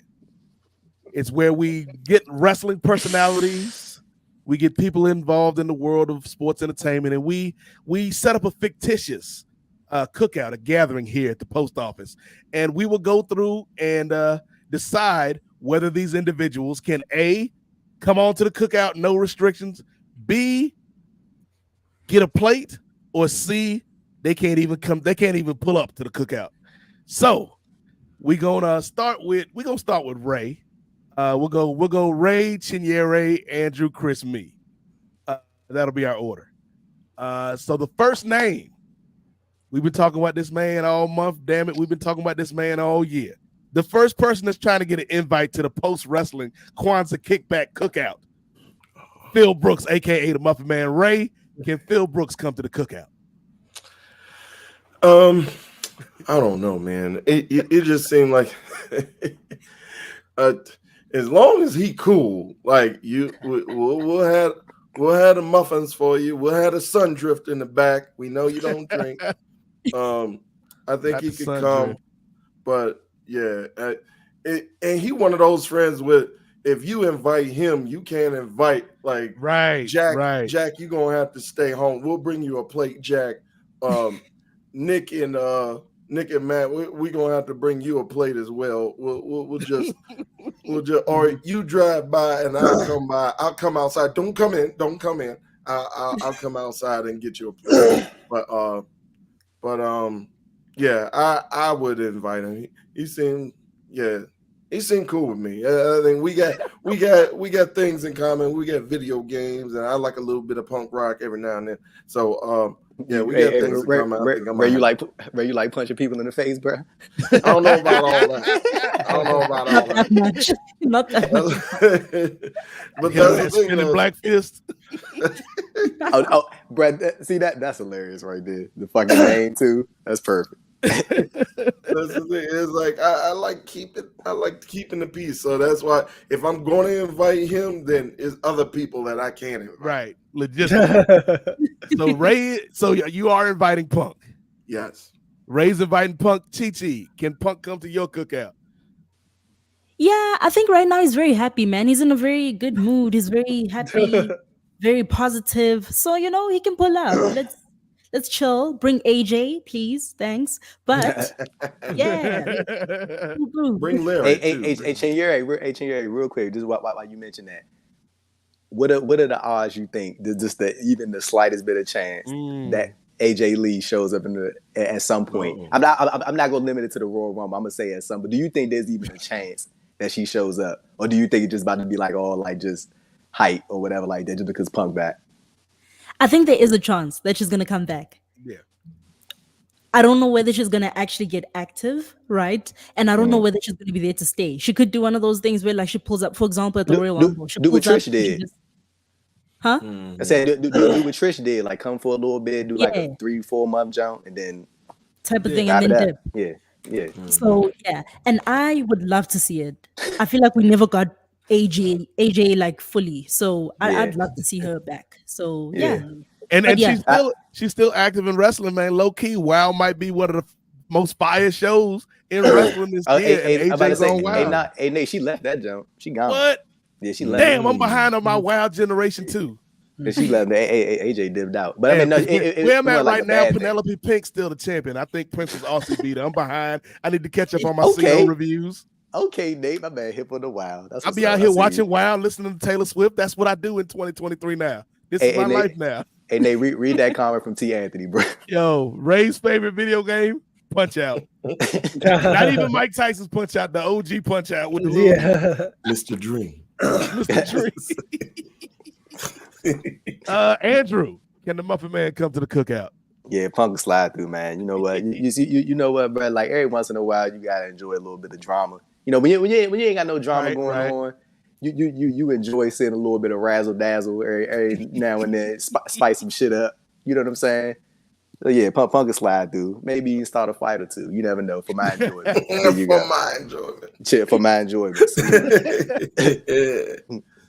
Professor, can Punk get the invite? Yeah, but here's the thing with CM Punk. There is one thing that he did in his current WWE run that did kind of annoy me a little bit. Is he ran into Kofi Kingston backstage on Raw. Oh, yeah. And he said, "Hey, what's up, Kofi? Jamaican me crazy," or some shit like that. Yeah. CM Punk was in WWE when Kofi Kingston was transitioning out of that bullshit. Right. He fought on the Survivor Series team, the Hillside, where it was all the black people in WWE at the time and Christian versus Randy Orton's team of people. And don't try to play me like that. You know what I'm saying? But yeah, I like him. Chris, you ain't enjoy that interaction, bro? Nah, I didn't like the Jamaican me crazy. I liked the interaction, but that he took me out of it because I went one step too far. Yeah, I could see CM Punk and Kofi Kingston as a feud. Actually, I really do because of their history with each other. But when you act like you didn't know, I could also I see them tagging. I can see that too. I think you can't go wrong with them together at all because they were tag team champions together too. But That'd be cool. Yeah, what was it the part of harkening back to just the part of Kofi's past that he's just with the Jamaican me crazy shit. Okay, you know better than that, CM. You heard Kofi. I don't do that anymore. I don't do that. Yeah, right. Stop he took. Hey, Chris. And see this is what Chris got me. Punk went in on Kofi and Ricochet, but he said he praised Chad Gable. Right, right. he said one of them sucks at video games. Which one was Ricochet. Right now, Ricochet does fucking suck at video games, though. Like that's they be beating the brakes off of Ricochet. Ricochet be getting his ass beat up and down. Look, man, I'm always like, if I do not like, look, if you, I respect if you nuck, if you buck. That's fine with me. I don't think Punk said nothing bad and worth the WWE done treated Kofi over the past 6 years. Yeah, shit. That's like minuscule. Ever since Kofi Mania. Kofi Mania, they done put and CM Punk is like, he's told road stories about. He fucking loves Kofi, bro. He loves Kofi. But still, the Jamaican me crazy thing is just, that was like, why you bringing up old stuff? Yeah. I just didn't like that at all. It's like, come on, man, because that was the thing in that match, that Survivor Series match. Kofi Kingston pinned CM Punk, and right after he pinned CM Punk, he pinned Randy Orton to win that match for the black guys and Christian. Yeah. So, by the way, is that segment when they all in the backstage and he like, you know, it's something different about one of us. Yeah. He's like, I'm an ECW guy. And I think they stole that from Malcolm in the Middle, because that's what happened with Malcolm's dad and all of his black friends. And they were like, come on, I'm different. Y'all are professionals and I'm not, you know, and Christian hit him with the, you know, we're not the same. I'm an ECW guy and y'all aren't, you know. It was cute. But that shit was funny. It was cool, you know. But like I said, I like CM Punk because there's a genuosity with CM Punk that you don't get out of a lot of wrestlers. I think with CM Punk, he always feels real and fresh, you know. He doesn't feel like a person that's like trying to toe the company line all the time. Right. As long as he's calmed down, I'm never going to be a fan of anybody hitting somebody for no reason. If you hit somebody for a reason, that's one thing, but you know, just and on a sidebar, Jungle Boy, I hope he's not the leader of that clown shit. Hey, think about how crazy this shit is, bro. Luke Perry's son is the reason why CM Punk came back to WWE. You know how crazy this shit is? Yeah, man. That's crazy, bro. Yeah, man. And that's no one's talking about that, because if I don't think Jungle Boy is ready to be a leader of a faction. If that was me, Christian would be the devil. And Christian would beat MJF for that title. That's just me. The world title? The world title, yeah. I think Christian is hateable enough right now. Christian too busy stealing people's moms. Yeah, I think, but I think that Shayna Cage and Nick Cage. I think a cult leader as world champion always works. That's what it always works. Because CM Punk was a cult leader. No, I'm not talking about your cult leader. I'm good. Is that why you said shout out to David Koresh last time? Oh yeah, we were talking about the Branch Davidians. He could have been a top wrestling heel. Yeah, but I think that and I'm not saying Christian needs to be a world champion for a long time. Just transition him to get him to Swerve or somebody else. I don't think MJF is a hot character right now. As a matter of fact, I think he's a change the channel character. That's one man's opinion. Don't let Tony Khan hear you say that. I know he'll we talking about that. Honestly, like I know we got the World's End pay-per-view coming up. Like I wouldn't be mad if Joe beat MJF for the title. But see, seeing as how we got what we got with Hangman and Swerve, and we got that recent interaction with Hangman and MJF and what they got going on now. But there's a part of me, bro, that kind of wants Hangman to beat MJF, and then Swerve is the one to beat Hangman for the title. Because I just feel like that'd be like a great story. Yeah. But again, I also think that comes down to how patient people are willing to be in terms of Swerve's, his trajectory. Because we talked about like the Triple Crown for the Continental Classic, and John Moxley's leading right now. So I'm trying to think about like what but I mean honestly, but like after just seeing the interactions and the way that it's going, I wouldn't be upset if we got Hangman was the one to get the title back, and then Swerve ends up taking the title from Hangman. I think that'd be nice. But I also think that depends on how long people are willing to wait. But Chris, can CM Punk come back? Can CM Punk come to Cookout, Chris? Oh yeah, can he come to them LA streets? He could come. He could come. Just don't start fights with anybody. Again, I'm about to say, Chris, y'all can make that a reality on the 30th. You go. It'll be a Kia Forum, LA. Yeah, I have other pressing matters I got to deal with at the moment, but I'll consider you ducking Omar's. That's what you doing. Right. No, ducking Omar's.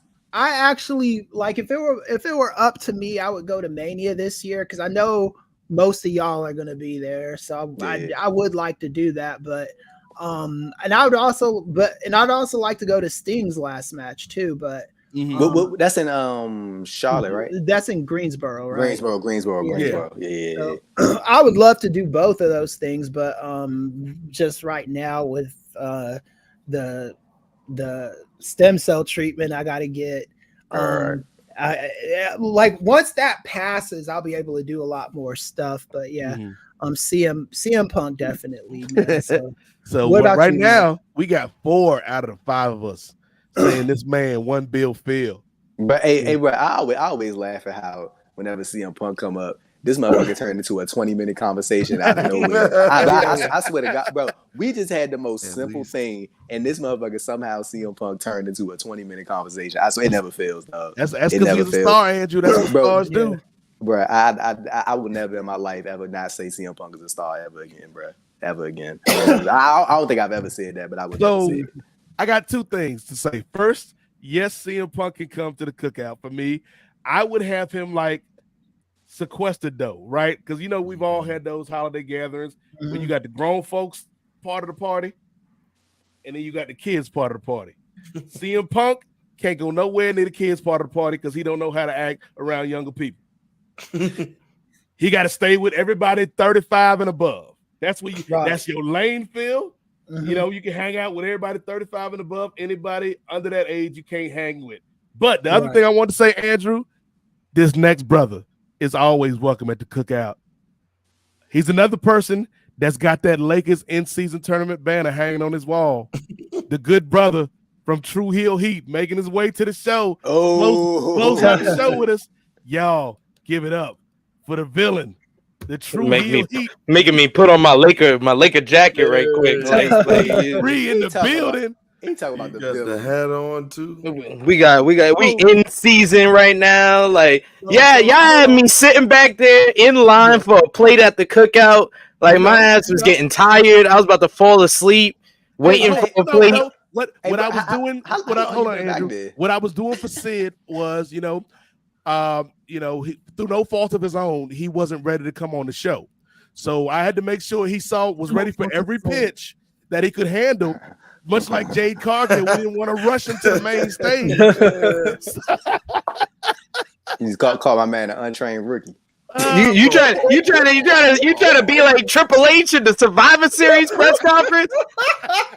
Then you gonna have all these people saying I should win the Royal Rumble after the boss just said I wasn't ready. What's wrong with people? What's wrong with people? I'm glad you said that, SP, because this is spilled over to other podcasts. I hadn't listened to you this past week, but yeah, I'm glad you said that because that's exactly how some of us feel on this podcast.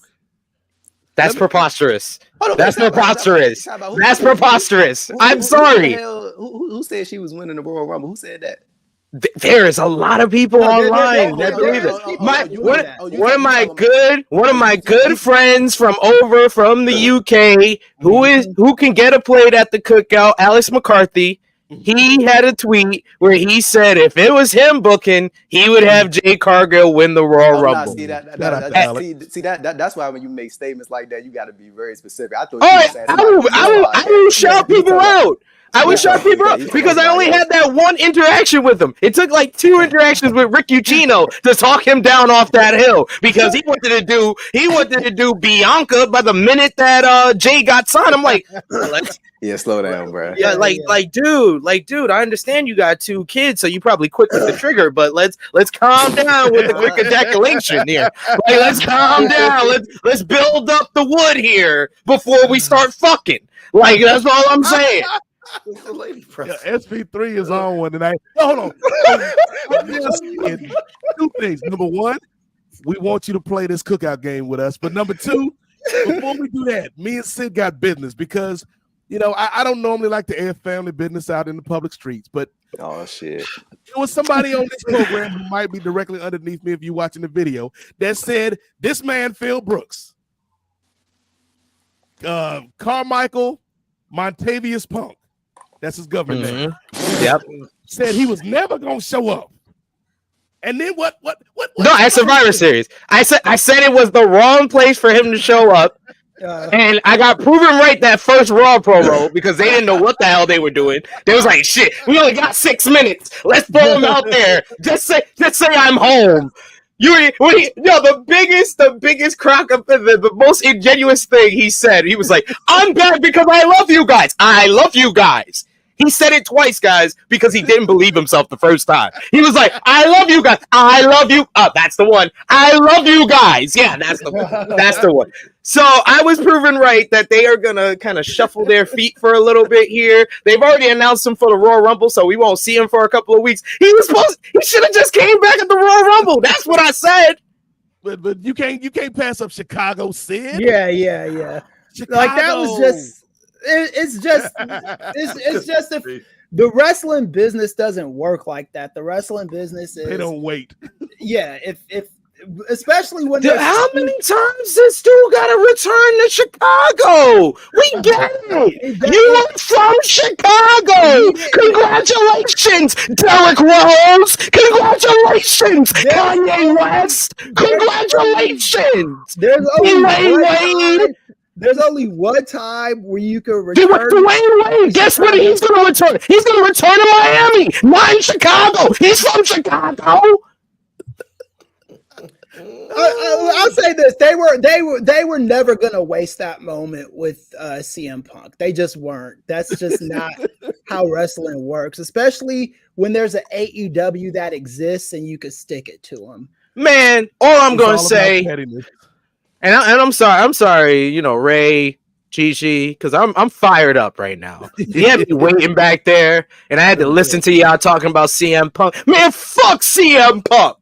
This Laker jacket is now my jacket for when I'm gonna be defending Seth Rollins. Y'all are disrespectful to Seth Rollins. What? No one. Who said Seth Rollins? All y'all are happy that CM Punk is back here.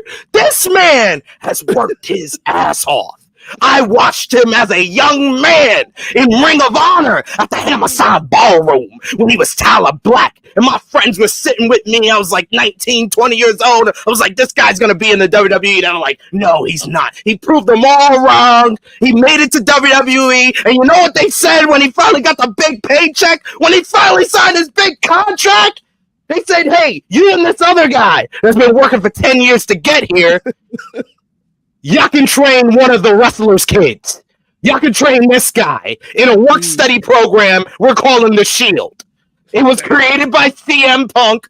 Apparently, he took credit for it. Work study program called The Shield. He trains them to become a main eventer. And then he's number 1, and the guy that trained him is number 2. Are you kidding me? He was the one that became the champion first. He was the greatest cash-in of all time. WWE champion, World Heavyweight champion, Intercontinental champion, the workhorse of this damn company, and he's been number 2 to a guy he trained. And then last year, this motherfucker with daddy issues.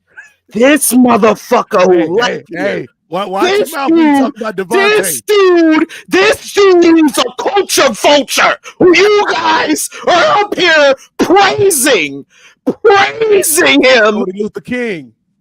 Explain the culture vulture stuff. He's a culture vulture. Explain it.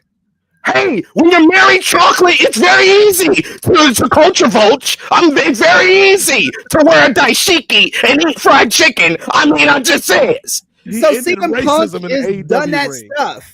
But he left, and he's trying to tear down his company with a whole new company with his friends.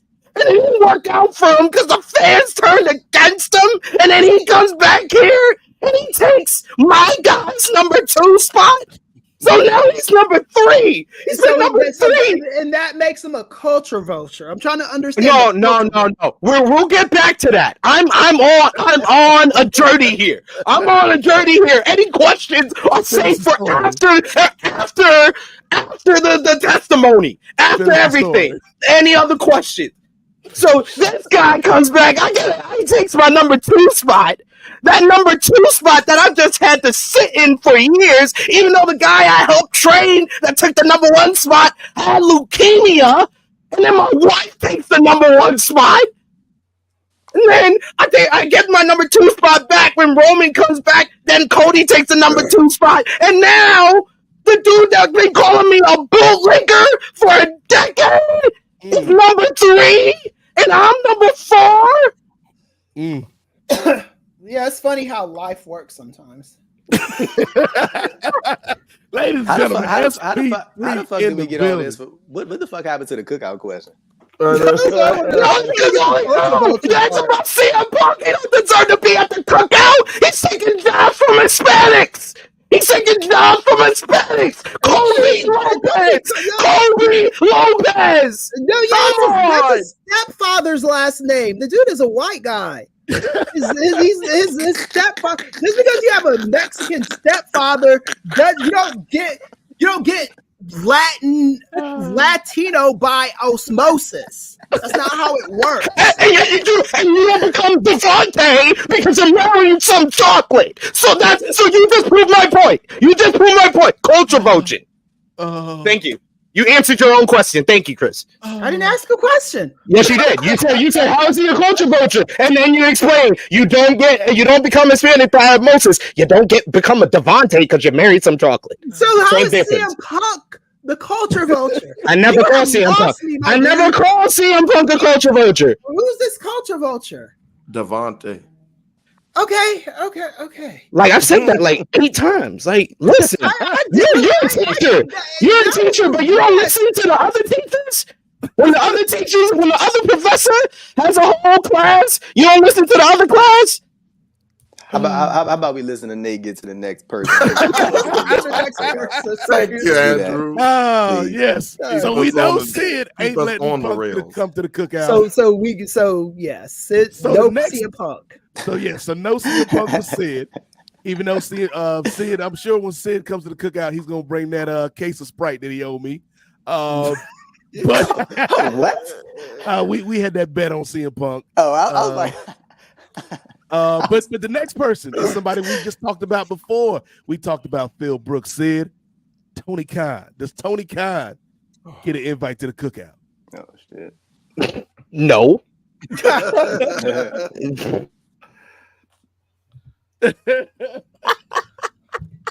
What I say? People are muting me and stuff. No, Tony Khan does not deserve to be at the cookout. No, until we get Athena on some AEW television, until Swerve Strickland is our AEW World Championship, until we get the AEW version of the Chronic 2, which is Swerve Strickland versus Keith Lee, because we keep getting told that's going to happen, but they keep pushing it back a year like the Chronic 2. Until we get that, all of that, until you book Keith Lee properly, until we get all of that, no, you're Tony Khan, you're not invited. I'm sorry. And we never really even got the Chronic 2. We got the Chronic 2001, and the Chronic 2 was a Death Row compilation that Suge Knight put together. There you go. See? All comes together right there. But yeah, I will say he is on the waiting list because he licensed Still Tipping this weekend. So because he licensed Mike Jones, you get on the waiting list, Tony Khan. Okay. So he's not even gonna get a played. Like not even played. He gotta wait. No. He gotta waiting wait. list. Waiting list. Ray, can Tony Khan come to the cookout? I'm in agreement. No, I'm not. I'm not inviting him. I'm not even telling him it's gonna be a cookout because then he's gonna be on Twitter like everybody else got invited to the. I'm doing everything right, and I ain't getting invited to the. No, I'm not even telling him I'm having a party. Damn. Yo, this is so crazy because I believe last year when we did this, Tony Khan was first ballot into the cookout. This year's not looking so good. Chi. Can TK come to the cookout? Not this year. Not this year. I think he could better use his time for other things. You know what I mean? Like, perhaps learning social media, how he's gonna navigate that and all of that. So he could use his time for other things, but maybe next year. Chris, can Tony Khan come to the cookout? I'm inviting him to the cookout. Okay.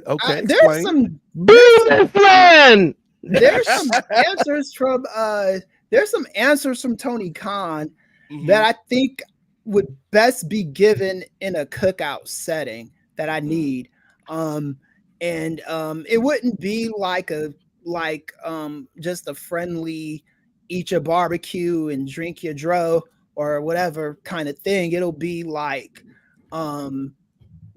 so explain to me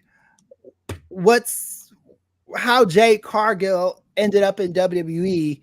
I'd ask some questions. I'd ask some serious questions because as for all of Tony Khan's faults, I don't think he's a maniacal racist or anything like that.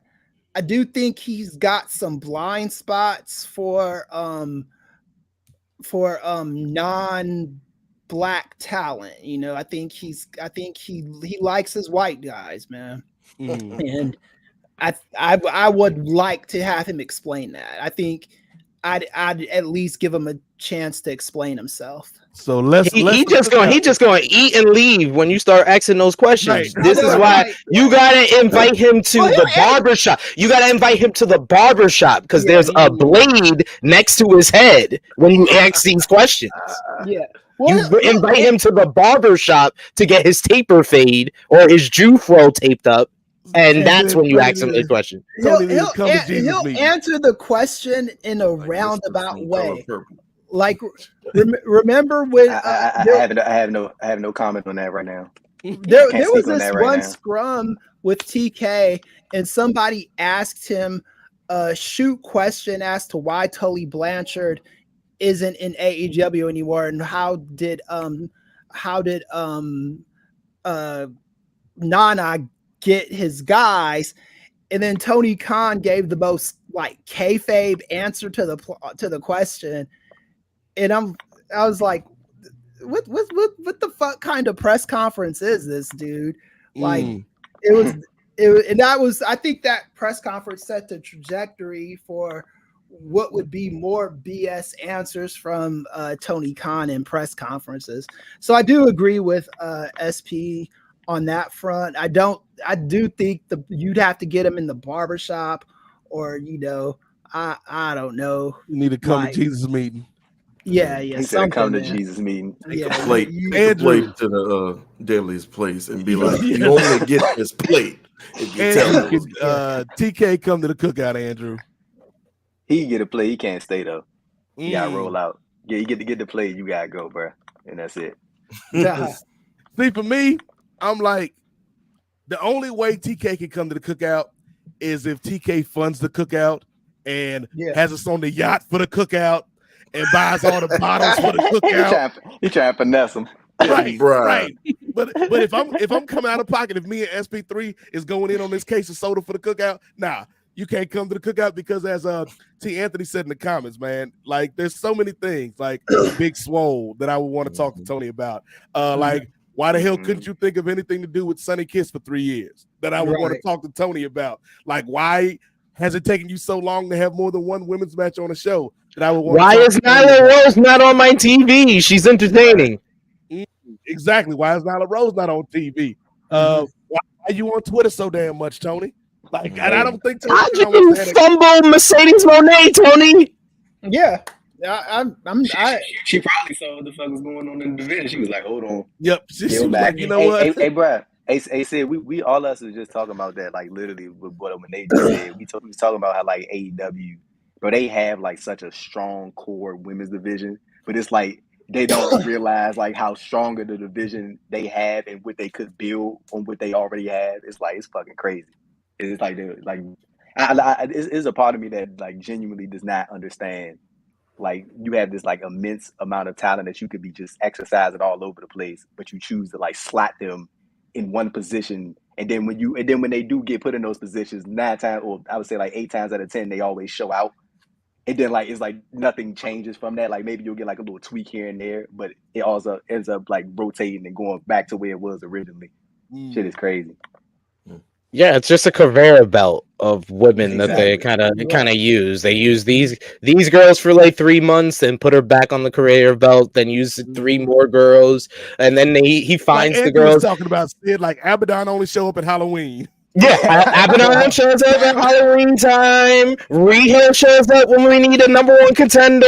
It's like this is what happens. This is how it goes. And the thing with me and AEW and their women's division is I don't think WWE's women's division is the greatest at the moment, but it's still better than AEW's, like just by comparison, because I don't really love the stuff that's going on in WWE with the women at the moment. But the AEW stuff is I just don't even really know what's going on. I'm trying to figure it out. It's probably just a utilization thing, bro. Like it's different talents being utilized in different spots. I'm fucking dying that he said Rio come back every time she a number. Yep. She a number one contender. Oh, we got Rio. We got Rio here. She comes. I'm like just realizing that like every time she comes back, it's always for like that #1 contenders match. Like that shit is hilarious. Every 6 months, we need a #1 contender. Let's put Rio back in here. And also another thing that's really hurt the perception of AEW. Really, when you think about AEW throughout the 4 years now that it's been in creation, the height of the women's division was the Thunder Rosa, Britt Baker whole feud and storyline from 2021 through 2022, and that has a negative stigma to it because we now know they don't like each other. Right. We now know that Britt Baker, I mean, for better or worse, I'm just going to say it, she went on a whole politicking campaign to badmouth Thunder Rosa and made a lot of, and there's still a lot of fans out there that believe the crap, that be like, oh man, she held the division up by holding on to the title. I'm like, no, I'm pretty sure that's a management decision. I'm pretty sure the first promo when she told us about the back injury, she cut the promo like she was giving up the title. I'm pretty sure that's what happened, and then we got told she's the interim champion because the guy in charge, Tony Khan, the guy you're always picking up, Britt, that was the person you should have been upset with. And then the biggest job that they did, because Britt did a great job of kind of putting that perception out there to people in the locker room and fans. And then All Access came out this year, and then that just blew up everything because that exposed Britt Baker for what she was doing behind the scenes, to the point that her #1 supporter, Tony Schiavone, looked her in the face and said, Stop talking about her. You're always talking about her. Just stop. Like when Tony Schiavone tells Britt Baker that on a reality show, you know how bad it is because we don't know what was not filmed on the reality show with her talking about Thunder Rosa. So both girls that are like the height of that women's division have a bad stigma around them, for better or worse. So now like the whole perception of the women's division is like it's never been good. But I remember I think it was like around May or sometime, like it was around this time, like when those stories started coming out and circulating, and I think All Access was still on TV as well. I remember Thunder Rosa, she had done an interview, I think it was for like Mental Health Month for Busted Open Radio, and she was talking about like how like all the stuff that was being said about her that was coming from the locker room, it like drove it to a point like where she was like suicidal, like her verbiage, like she said that. And I was like, dude, when it's getting to that point, like you got people making all these like little shit remarks about you and spreading it amongst your colleagues to the point where it's making you think in that way. Like I think at some point you gotta have somebody step in. You would think it would be you know, the Tony. CEO of your company to come in and like handle that. Like, especially like, bro, I don't think that you gotta get to a point where you gotta expect everybody that works for you from his perspective to get along. I don't think that's just like plausible to expect everyone under your roof to like each other. But when it gets to a point where you got an individual who's openly on podcast speaking about how she was getting to a point where she was thinking about like getting to suicidal thoughts, I think that's when you gotta kind of like bunker shit down and like bring shit in the house. Boss. Yeah, you got to, bruh. You got to. The wrestling business has always had this bad, like especially with fans, just had this bad thing where they pick and choose who they're going to give the benefit of the doubt to, you know.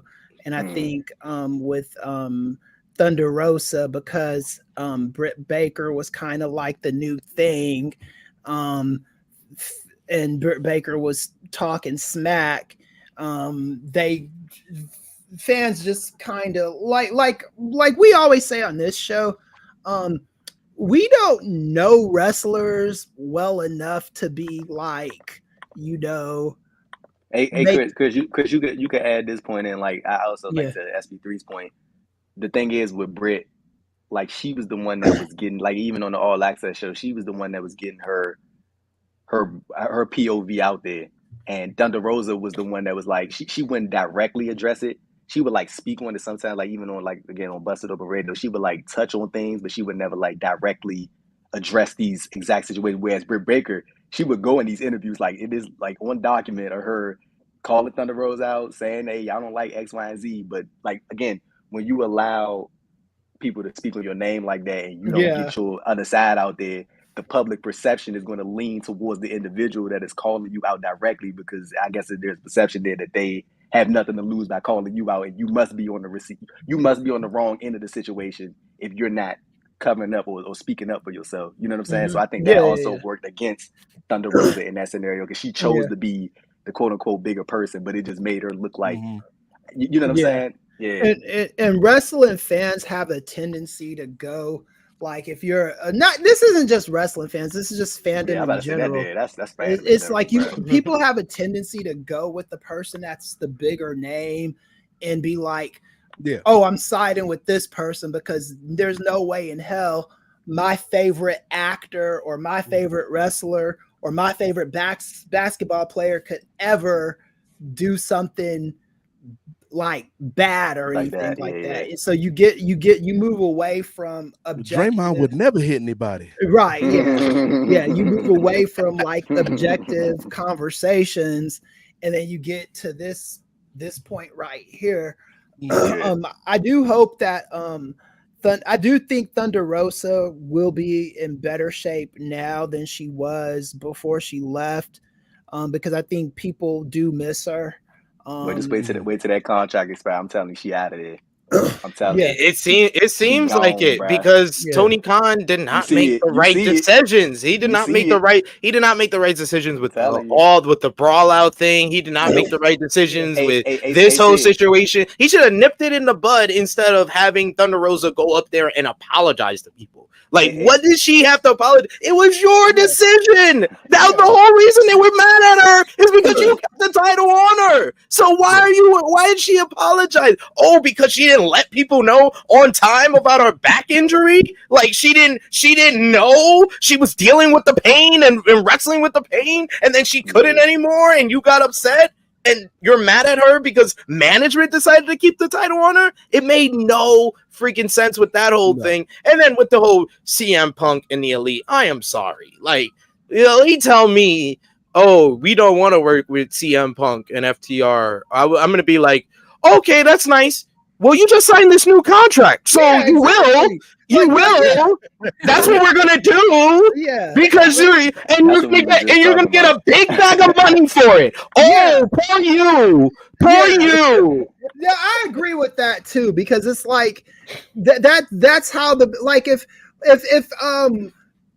Kim Cattrall and Sarah Jessica Parker could do all those seasons of Sex in the City while they hated each other's guts and still get the bag. You know what I'm saying? If Edge and Matt Hardy can work together. When they had their shit, they were going through. Hey, bro, I'm dying to how you said Edge and Matt Hardy, and everybody said, Points were made. Yes, points were made. But this is more on the level of a Brett and Sean. And but unfortunately, that's not the best example to give in favor of this because we found out that Brett shouldn't have trusted Sean. So I mean, this is why I have stayed firmly on the fence when it comes to the Elite and CM Punk, because I don't try to venture too far left, because I know with the Elite, I understand. It's totally different. There's so many people, WWE fans, that were quick to say, oh, you see, Seth Rollins is willing to work with CM Punk. Oh, AEW and the Elite should have done that. Well, I'm sorry, guys. CM Punk said some bad words about Seth Rollins. He did not punch him in the face. Yes. So I'm just saying, his homeboy didn't bite anyone to Seth Rollins. Seth Rollins didn't have a chair thrown at his head. I'm just saying. There's levels to this. I think that people don't understand that part of it. I do understand that part. I just don't understand why there's been no reports of Tony Khan putting an asserted effort to get this done. It feels like that CM Punk, you should have saw the signs that this guy was a ticking time bomb when he came back in June. This guy went to WWE. His plan was already in fruition before he comes back. He showed up in WWE in April. There have been situations in wrestling where people have gotten into knockdown, drag out fights, and have still had to kind of work together. That's how it used to be all the time in the territory. I'm not saying that's how it should still be, but I'm just saying that put hands and feet on Batista. He did. Yeah, exactly. And they had to work a pay-per-view the very next. Jericho and Goldberg. Yeah, like this. Yeah. This is you guys are grown ass fucking men. Get over whatever shit you got going on. Because at the end of the day, all we know from that brawl out situation is the he said, she said stuff, and people are going to trust who they believe, whoever's telling the story. And now TK's tweeting on how fans are picking on him and shit. You made the decision to let that dude go.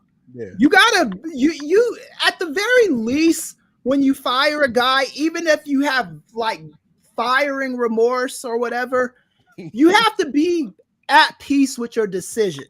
You have to, because you're never gonna grow if you're still upset. Like if you break up with your girlfriend and then all of a sudden she's dating Usher the next week and now you're sad because you broke up with your girlfriend, you got to be happy with you have to understand and be satisfied with the fact that you did the right thing, because now if all you're doing is getting mad that Usher is banging her back out and you're no longer doing it, it's driving you, it's gonna make you lose your mind. And I think that's where TK is at right now. All right. Hey, but all I'm gonna say on this is Tony better than me, because Punk would have got his release on November 26th. Good fucking luck in Chicago, buddy. Paper-ver's over.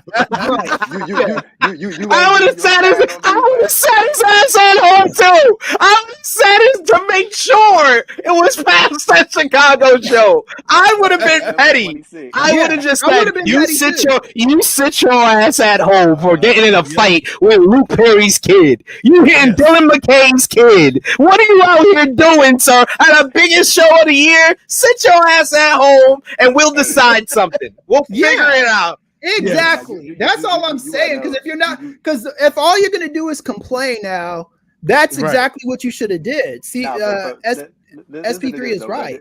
This would have pissed me off though, from like if I was in Tony's perspective, that he just did all that, and this motherfucker go out there and have probably the best match on the damn show, arguably the best match, one of the best matches on that whole show. That shit would have pissed me off. I'd have been mad as hell. I'd be like, you gonna go ahead, you gonna put your hands on another one of your colleagues, and then you would rather have a banger? Right. What's wrong with you, bro? I mean, that's crazy. So what I'm gonna do, Chris, give him credit. I'm gonna be the boss that Tony Khan can't be, because I got to keep us back on track. Y'all about to say, we almost on 4 hours, cuz. So we got 3 names, 3 names left. All right. So one I know is not gonna get invited. One I know probably will get invited. The other one's a little iffy. So I'm gonna start with the one that I think everybody's gonna be in agreement with. And we got to be a little trepidatious because he is a white gentleman from a different generation. He's a little bit older than us, but I think this dude can come to the cookout. Chinyere, can that man called Sting come through to the cookout? Oh, Sting. Sorry. I thought you were going to say Ric Flair. Oh, no. Oh, they got to get a plate on the corner. Yeah, I'm about to say, no, the way you set that up, I thought it was about to be something bad. You Sting? That's a swerve, bro. Slide through, bro. Sting, yeah, definitely. You know, legendary things. One last little thing before he goes out and all of that. You know? So he could definitely come through. And he like a reverend or something. He could pray for the meal. You know what I mean? Can Sting come to the cookout? Who you ask me? Yeah. Nah, of course Sting could come to the cookout. I'm about to go to North Carolina to give him his plate himself at Revolution. I'm gonna be at Revolution to give him the plate on his last match. You know, Sting is one of my all-time favorites, especially like WCW. That was like the first guy that I became a fan of. Him and Vader. I remember those matches, him and Ric Flair. And like, yeah, I've seen Sting through so many generations, and to be able to see old man Batman Sting, where he just goes to stuff high up and just falls down on people. That's how he saves the day. I have loved this generation of Sting, and the fact that new fans have been able to discover Sting. So of course Sting can come to the and two, we done said a lot of negative things about TK tonight, most of them deserved, but I think the handling of Sting has been one of the best things that he's done. And especially when you contrast it to how the WWE did that man. Exactly. Rookie Ray, can that man called Sting come to the cookout? Yeah, short answer, yes. And like Chinyere alluded to, leave Rick at home, but yes, you can come Sting. Yeah, Rick can't come within 25 feet of the cookout. Chris, can Sting come to the cookout? The man that you drove, this man, that WrestleMania where Triple H beat Sting, one of my favorite stories ever. Chris got a ticket to that WrestleMania. As soon as that match was over, this brother Chris drove home. Didn't wait for the rest of the matches. Didn't want to see the main event. He said, "You know what? If that's because that was some bullshit. I'm going home." I drove from the arena to LA that night. It like here's the thing, man. Yes, I do wish just as an LA person, and Sting is an LA guy.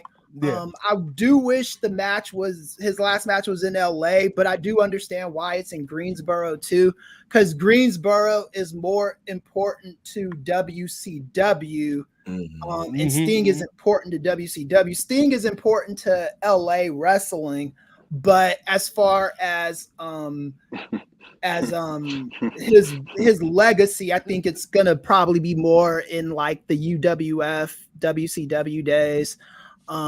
So yeah, I love Sting. I hope I want him to come to the cookout, and yeah, man, that's my dude. Nephew, can that man call Sting come to even if he's in Joker makeup? He can slide through. He just got with a face paint. You can't come in the Steve Borden.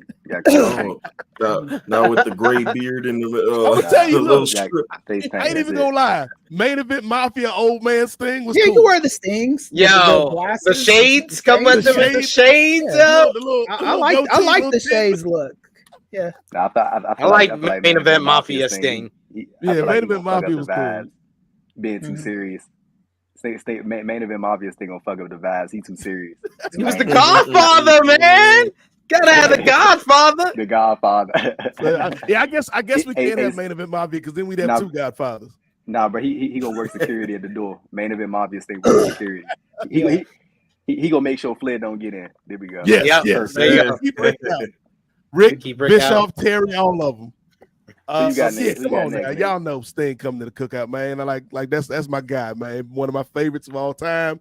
This AEW run has he didn't need to be redeemed to me, Andrew, but for anybody that was like just seeing him off of that WWE run and was thinking that was that dude, I think this AEW run has given them a better perspective. of what this man is and what he's meant to the business, and the fact that he's 60-something years old, still going out there getting it done. So shout out to that man Sting. He can always get a plate at the cookout. These last two, though, they might be a little controversial. Number one, we got a sister who recently dipped her toe back into the world of professional wrestling, and I think it's fitting that Chinyere is the first person we go into with this. Chinyere, can former UFC champion Ronda Latifa Rousey come to the cookout and get a plate? Wow, I'm about to look her name up like I thought that was a real name. RLR. Her middle name Jean. You said her middle name is June? Mm-hmm. She can come through. Okay. Yeah. Okay. Let me just put it like that. She can come through, and yeah, let's kick it. Let's talk about UFC and wrestling and the baby and the farm and all of that. There you go. So Chi is letting Ronda Latifa Rousey into the cookout. Sid, can Ronda come to the cookout, brother? Ronda Rashonda Rousey is always invited to the cookout. The first black woman to headline WrestleMania. The first black woman to win a UFC championship. The first black woman to be a UFC Hall of Famer. Are you kidding me? Did you see her in a wrestling ring against Athena? 2 black queens going at it? Nate, take him off the screen. Ray, as one of the hosts. Hold on, wait, time out. I'm stuck on Ronda Rashonda and Ronda Latifa. And her real middle name is June. Jean Rousey. What is happening right now, bro? It's the holidays, nephew. It's the holidays. This is a fucking Twilight Zone right now. This is great. Ray, please. Ray, co-host of Spinning Black Fist podcast. Can Ronda Rousey come to the cookout? Andrew, you said the middle name is Jude or June, as in like Jean, like jeans. Ronda Jean. That's some country. Yeah, is she from Temecula? No, she's from Riverside. Oh, okay. So Riverside is gonna be the like it's near LA, but far like it's country. If it's as country California as you're gonna get in Southern California. Rhonda Jean, that's a country ass name. Jean. Right? Yeah. All right, Jean Bug. I'm gonna bring Jean Bug a plate. She could pull up. And I think you might be Chinyere might be on the same page as me. I mean, I think if we also invited UFC fighter Derek Lewis, I think he would be very interested in Ronda coming. Ronda was why? Are you looking at the Ronda Mania Ronda Mania. Ronda Mania. Latifa Mania run wild. Is that a picture like she the Virgin Mother Mary? Mary. What is going on? That shirt is wild. Let's see. And I was a big fan of Ronda when she was in the UFC. I had a hot Ronda shirt before WWE. So have you accepted Ronda as your Lord and Savior? Oh, all right, Lord. You know, man. If there was ever a time to end the stream, hey, bro, no music. It's gonna be SP3 just holding the shirt over his fade camera. to black. Just fade to black. That's it. That's gonna end the stream. Merry fucking Christmas. Hey, but that shirt is theme too. That's a theme shirt right there. That shit right on the holidays. Chris, can Ronda come to the cookout? Oh yeah. I got. Don't tell SP3. Don't tell Chrissy. But I got. Oh no yeah, problems. Chrissy Love ain't letting her into the cookout. Yeah, I got no problems with Ronda Rousey. I think I don't have to love somebody to understand their what value they bring. So she more than welcome and tell us stories about her great black grandfather. Wasn't he like a doctor or something? Some kind of doctor. He was like the first doctor that did something. I forgot. Her mom was telling the story on TMZ. I gotta find that clip. We're not gonna act like her ancestor was a house nigga. Come on. Yeah. Yeah, like we ain't doing that. Like, we can't do that to Dr. Rousey. Because when you call not people Dr. Rousey from that time, when you use the term house niggas, it implies that they had it good, and no slave had it good. No. So, yeah. So let's. But he was in the house to learn how to be a doctor, and he was a nigga. But I know. See, Brad, I know Wade Ting and John. Yo, Wade is pulling out his hair on the edit. So I think this is the part where we need to just do speed round. Yes. Yeah. Well, the last one I have it. Well, real quick, Andrew, Rhonda, yes or no? Yeah, Rhonda can slide through, but I like a little drama, so I'm inviting Holly home too. Ooh. Start a little something. Traumatic flashbacks. Yeah, right. Start some beef. Trying to give her PTSD at the cookout. You just trying. She trying to get some mashed potatoes, and then she just see Holly Holmes and then drop the plate. We trying to have that happen at the cookout. He said PTSD. Andrew choosing violence. I'm gonna say Holly can come to the cookout. Holly and Rhonda. Holly, Rhonda, and who else beat the brakes off of Rhonda? Amanda Nunes. Yeah, Nunes. Amanda, Holly, and Rhonda to the cookout. Y'all are wrong. Y'all are wrong for that. So salute to Dr. Rousey. But my last person, and we can speed round this because I already know. Bro. It's a yearly tradition. Ray, this is your first time. I knew it. Chinyeri, I think this is your first time. Sid, it might be your first. No, Sid's done this one before. But every year he try to slide through to the party, and every year he get the same answer. So Chinyeri Okafor, can Terry Bollea, Hulk Hogan brother, come to the cookout? Absolutely fucking not. Not my cookout. No. Never. Can Terry Bollea come to the cookout? Terrence from Florida cannot come to the cookout at all. Terrence, we do not call him Terry Bollea. We do not call him Hulk Hogan. We call him Terrence from Florida. That's what it says on his ID. And no Florida man, you cannot come. Ray, can Terrence from Florida come to the cookout? Nah, Scary Terry, you're gonna have to stay your ass home. Stay home. Chris, you're enlightened. You're a college professor. I'm sure you can have an enlightening conversation with Terrence. Can the Hulkster come to the cookout, brother?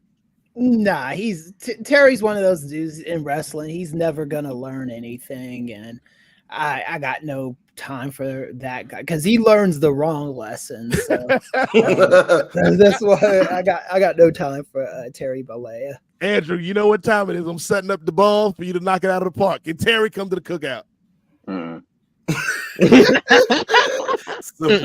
Simple. Damn. Andrew, I think in the holiday season, you have to give people room and space to grow. Sid knows this, Chris knows this, Chinyeri knows. Like, people aren't like static. You meet somebody at one stage of their life, they're different than another stage of their lives. And so when we look at Terrence from Florida and can he come to the cookout, the last 3 years, my answer has been no. But I think it's 2023, man. We're going into 2024. A lot of people's views on life can change. And my answer is, if Terry can come to the cookout, is still hell to the no. Not now, not never, not. What's the WWE? Then, now, forever. Then, now, forever. You are never invited to the cookout, Terry Bollea. Keep your ass. Yeah, we won't be together at this cookout. Keep your ass on the sidewalk, brother. And with that, we did it. We bring the end to not only this show for this month, but for this year. So it's been a crazy year. Another successful, positive year here at Post Wrestling. We did it again. Salute to everybody that's watching tonight live. Has been rocking with us for damn near 4 hours. I feel like this is an episode of True Hill Heat. We just going and going, giving the people what they want. But let's go around the horn one last time. Let everybody get their plugs out and say what they want to say before we call it a night. And I'm gonna start with. Let's start with Rookie Ray. Hey. This man who has he said something very brave today. Said he's got a new podcast, him and Chinyere, on their first episode. Ray admitted that he is a Swiftie. So Ray, that was very brave of you. We knew you was trouble when you walked in. Wait. So you like Seventh Heaven white people music? Like not Seventh Heaven white people music. Like you like Gossip Girl white people music? XOXO.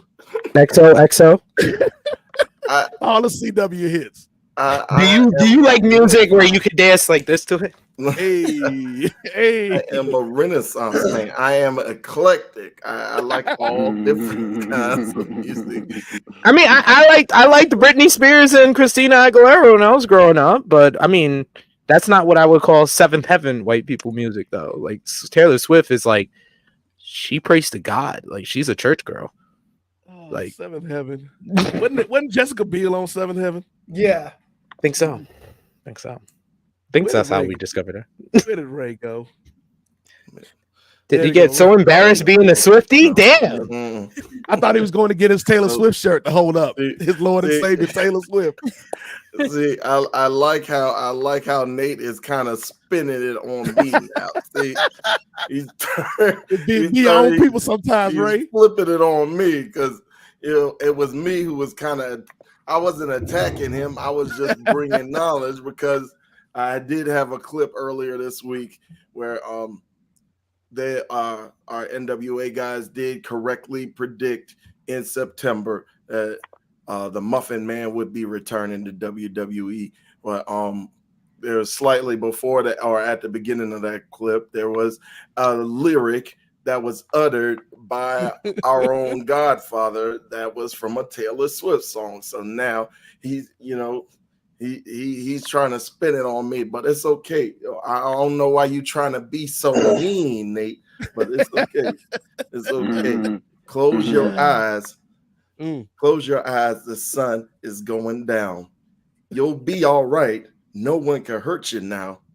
Come morning light, you and I will be safe and sound. But anyways, what was that spoken word?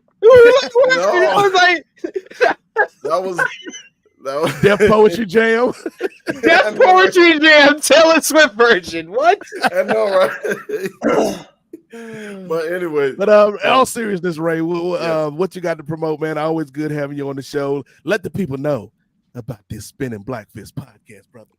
Yes, indeed. It's always a pleasure to be invited and come along and break bread with you, brothers and sister.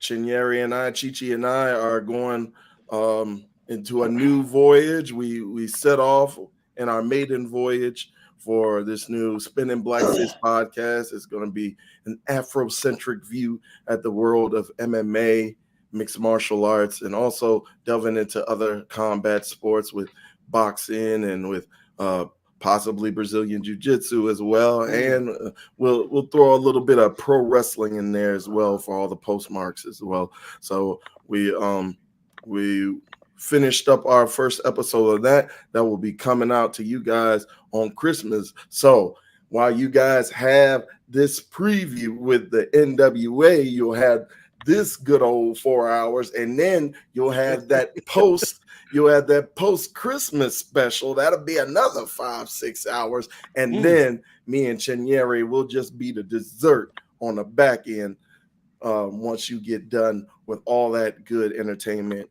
You ain't got to speak to your family all day. Just turn on the podcast. Indeed. And you can find me online on X and Instagram at Mondo Dondo1. Ladies and gentlemen, Rookie Ray, 10-Day Ray in the building. But let's go from 10-Day Ray to his tag team partner in this new podcast, Chinyere Okafor. Always good to have you on, Nisi. Let the people know where they can find you on social media, and also let them know what you got coming up, because as we've established off the top, you are the maestro of combat sports, the queen of sport. Yeah. So I'm trying to really claim that. Also, what time is it right now there, Chinyere? The time right now is 4 minutes past 7 in the morning. So damn. Goodness.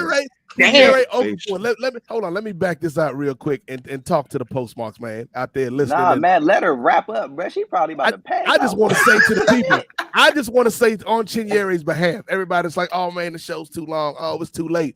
This young lady is up at 7 o'clock in the morning, putting in the work, bringing in the knowledge, bringing in her opinions. So don't say you can't listen to the show, or don't say you can't stay up late. She up early, getting work in. That's what Chinyere do. She in the lab. She in the gym. She throwing up shots on the court. We see you, sister. We see you, Chinyere. You seen all the pitches that Triple H gonna throw at you. Throw up the finger guns. Finger guns. Pew pew. Basically, I'm here in South Africa and all of that, which means that, I am a bit ahead of time, but I still keep up with everything. Please don't ever think that I'm not, keeping up or I don't know what's happening. Spinning Black Fist. That's what's up, guys. That's the new thing that you guys need to tap into. And I promise you, Ray and I, we talk a lot of shit on there. This first episode, it was plagued by a certain individual, but it's okay. Just tune in because there's a lot of good things that we talk about. Huh? Was it Kobe Covington? Maybe. Have to tune in to find out. It wasn't. There's a lot of toxic people. There's a lot of toxic people in the MMA world right now. So could have been anybody. But that's where you're gonna find me right now. Other than that, I'm a writer, and my pieces can be found all over the place. But most probably you'll find it on my social media. That's Instagram and X at Chinyere _. That's the name that you see right there, right next to my name. Chi is my nickname, but my full name is Chinyere Okafo. And thank you for having me. Yeah. Always a pleasure to have you, fam. Let's go. Keep it going on the bottom row. This man showed up with not only his Ronda Rousey shirt, not only his Lakers jacket, but again, somewhere he got like his little in-season tournament ring that he got made at the local jewelry store. SP3. Tell these folks about True Heel Heat and what you got going on. They don't even send us rings anymore. They send us Infinity Gauntlets. They send us entire Infinity Gauntlets. If you are the president of Laker Nation, this is what we get in the mail. I got this in the mail for the in-season tournament. I can't wait to see what they give us for the NBA championship in June. You will see me back here on the NWA podcast bragging about that. But yes, thank you guys for inviting me here. I always have fun chatting about everything in the wild, wild world of professional wrestling with y'all and capping off 2023. I know it's been a great year for y'all, been a great year for post wrestling. You got new shows going on, so support these guys. But you can follow me on social media at True Heel SP3. That is TRU because I speak Ebonics and I don't use the E. True Heel, TRU, no E. So check that out. That's the same thing with the YouTube channel, True Heel Heat YouTube channel. Thank you to anyone who shows support from here. Over there, we reached 11,000 subscribers this year. So very excited, happy about that. You can check out the flagship podcast, True Heel Heat 255 from yesterday with myself and Miss Chrissy Love. That is up right now. Also, a new interview with Chris Bay is up over there on the True Heel Heat YouTube channel. Nice. And we got a bunch of stuff dropping for the end of the year. We have an entire AEW roster tier list that's going to be dropping on Christmas Day with me and Jimmy Macaram. And if you know Jimmy, he is the number one hater that makes sense of AEW and is black because all the other haters is white, it seems. But he's black and he's not Alfred. He's not looking for cheese and platters. He just hates those. Right. He just hates Tony Khan and AEW because he doesn't like Tony Khan all that much and his book. But check that out. Check out AE Rambo every single Thursday with me and Jimmy as well. So thank you guys for having me. Yo, there he is, ladies and gentlemen. Support the people, man. The infamous SP3, man. Again, check out that channel. Chrissy Love, Romeo, Drunk Guy JJ. Top Guy JJ, Sleepy Guy JJ. I got people falling asleep on me on camera. It's great stuff over there at True. I saw that clip. I was fucking dying when I seen it. That shit's hilarious. That was slumped. I think that's one of the rare times on True Hill Heat where I just audibly just said nigga. I just looked at him like, no, seriously, nigga, are you serious? Did you just fall asleep on me? Like I'm talking. Yeah. I don't think I've ever fallen asleep on a podcast. No, not yet. That's hard. No one's done that yet. Give us another hour. Right. Yeah. Nephew Andrew, let the people know what you got going on, man. Where they can find you on these social media streets, brother. Yeah, man, they can follow me on Twitter and Instagram, AD_Thompson__. Check out my written work over at postwrestling.com. Interview stuff over on Andy Thompson Interviews. And yeah, that's about it, Uncle Nate. Okay, short and sweet. I see the vision. That brings us to this man right here, the professor, the reverend, the interim mayor of Los Angeles. Hell, he might even be interim AEW Women's Champion. I don't know what the hell TK is doing with that division right now. Yo, Chris, what you got going on, man? I think the plan is for you and me and maybe some special guests to get and Ray to get a Kings of Sport popping before the end of the year this week. But other than that, what else you got going on, man? Yeah, Kings of Sport. It's always a good to get through another year with my fellow affirmative action hires. Yeah, Sid missed that part. Oh my word. Hell yeah! Affirmative action out here. Yeah, that's the first time I've ever been called that, but you know. Hey, I know my place here. I know I'm an affirmative action. Man, Wrestle Talk been trying to make up jobs for me because they know I'm the affirmative action hire. They gotta figure out jobs for me. Thank you, Wrestle Talk, for a great year writing for y'all. But anyway, yeah. I do want to give a shout out to my girl CJ Perry because I was watching the interview she did with RJ City. Hey, EW. Yeah, and I had no idea she danced with the Alvin Ailey dance troupe. So CJ can get a plate. Yeah, so I knew that. Yeah, I knew that. Also, she, and then she dated Isaiah Mustafa, who was the Old Spice guy. Yeah, the Old Spice dude. Do you want a fun CJ Perry fact? Yeah, go ahead. I twerked on her at Wale Mania in New Orleans in 2018. Oh shit, man! Yeah. So there's a video out there. Good times before I was married. Good times. Good times. All right, when you was outside like that. When I was outside in New Orleans. Yep. Backsliding. Yep. Back in my backsliding days. Bro, is this the dude from the what's the Red Spice or the Old Spice? Old Spice. Yeah. Like, ladies, look at me. Now look at your man. Now look at me. It's a horse. She dated that movie. And she's the last person that I would expect to have danced with the Alvin Ailey dance. In retrospect, that Lashley angle makes a lot more sense now. Right. Right. Mm-hmm. It's levels to this, Chris. It's levels. Right. Yeah, but yeah. Also, everything is going good. So I wrote a bunch of my book this weekend, so I'm proud of that. Okay. What we're trying to do is I'm trying to wait until I get my stem cell therapy in I think it's going to be April or May, and then I'll write more of it at once that's done.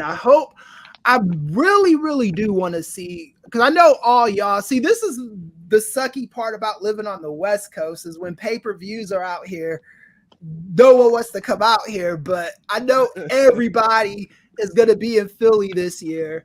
So I'm going to try my best to make, even if I don't go to either of the WrestleMania shows, I'm going to see what I can do about making it out there for WrestleMania, because I already know SP3 is going to be out there. I'm pretty sure most of the Post people, I know John and Wayne are going to be out there after LA being too far to travel this year, but such as life will be in a West Coaster, so you know.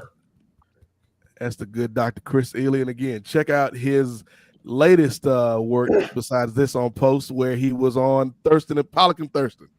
Yeah. And again, I had COVID during that podcast, man. I got some about racism from that shit too. Go to the YouTube page and read that. Yeah. Chris hit us with some crazy comments. White boy gonna tell me I'm fucking Beetlejuice, man. I got you from Howard Stern. Yeah. Tell him, Chris, you got to anyway. Yeah, I don't want to. Y'all keep messing with Chris. He live by that Arn Anderson lifestyle. Mess with him if you want. As for me, you can find me here, of course, on Post Wrestling, not only with the NWA podcast, which we drop every single month here at Post, but also with the Rocky Maivia Picture Show, the world's greatest rock movie review podcast that is not canceled, but it's also not airing right now with Schrodinger's podcast. You don't know when it's going to pop up. Andrew, I might drop another episode on January 1st. You might not get another episode until January 1st, 2028. It's like Curb Your Enthusiasm. It's when Larry David feels like doing right. When I get inspired, and when we finally inked it, like I was trying to get it done during the strike, but Dwayne couldn't come on and talk about the movies because of the Hollywood and everything. But about to be the wait between season 2 and season 3 of Atlanta. About to be 4 years in between this shit. It's like them breaks in between the Venture Brothers season. For anybody that used to watch the Venture Brothers back in the day, But or the Boondocks, like Boondocks had. Oh years. They had huge gaps between 2 and 3, and then 3 and 4. Yep. But for everything else, of course, we've got the Kings of Sport. We got a new episode coming out this month. I don't know when, but it's going to be coming out with myself, Chris, 10-Day Ray, and some guests talking about. I'm sure we're going to get into the in-season tournament. We're going to get into Draymond. We're going to get into this NFL action. We're going to get into these bowl games. A lot of stuff we're going to get into. So keep your eyes and ears out for that. kingsofsport.com. Hit us up on Patreon. $5 gets in the door. As my nephew has said time and time again, you got $5 in your pocket. You can get you a biggie bag. Technically, you can't even get a biggie bag for $5 because of tax. Or you can sign up to this Patreon and support some folks that's trying to do some things on our own and get the word out there, different opinions, different views, shows like Spinning Black Fist with Chinyeri and Ray. So we appreciate everybody that supported us thus far, and we're going to keep it going next year. So as we leave, want to thank everybody that watched us live tonight, man. We appreciate y'all for rocking with us all night. Shout out to everybody listening in the future. And of course, shout out to John Pollock and Wei Ting. Especially Wei Ting when he's got to edit this. The proprietors of Post Wrestling. God bless him. Godspeed, Wei Ting. May the odds ever be in your favor. But we appreciate John and Wei for offering up the platform and allowing us to get out here and have these conversations and get deep and get silly and get crazy with it as only we can. And so and most importantly, you, the customer or the listener in this case. Let's see who else. Righteous Reg. I can't forget Righteous Reg, who I did invite this week, but it was like last minute. It was CPT. I was supposed to invite everybody like 2 weeks ago. Invited everybody on Tuesday this past week. Yep. Next month is the new year, so we could do a opening up the year thing, right? Yeah, so it's a new day. Yes, it is. I believe somebody once said that, but Chris, you need to stop interrupting me because you're making me crazy. But that's gonna do it, man, for this month's edition of the Kings of Sport for this year of Kings of Sport. Wow. The NWA podcast on Post Wrestling. Now my podcast is crossing over. Appreciate the super chats, appreciate the views. Y'all be safe this holiday season, man. If you gonna drink, if you gonna sip on that hypnotic, sip on that lean. First of all, don't sip on that lean. But if you are gonna drink, be safe, man. Y'all be good to everybody this holiday season, and we will catch you back here next month for an all-new edition of the world's most dangerous podcast. Again, I'm slipping in the Kings of Sport, Andrew. I got too many shows this week. It's my vacation week, so I'm trying to catch up on doing shows I should have been doing the last month or so. But for SP3 from True Heel Heat, for Chi Chinyere Okafor, for 10-Day Ray, a.k.a. Raymondo the Rookie, a.k.a. Sugar Ray Williams, for the nephew, Andrew Thompson, and of course, for the good professor, Dr. Chris Ely. I am the Godfather, Nate Milton. And remember, the revolution may not be televised, but it damn sure will be podcasted. Good night, Dr. Rousey, wherever you are. See y'all. We love you, Latifah. See y'all in 2024.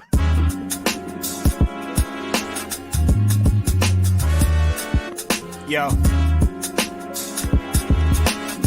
it's Righteous Reg. It's a case for the safe, keep a space for the Nubians. Unfiltered, off kilter, the professor, the godfather.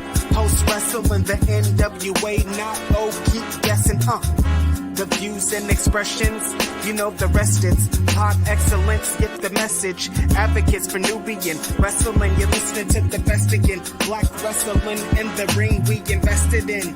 Nubian kings and queens we invested in. It's for the culture and we reppin' it.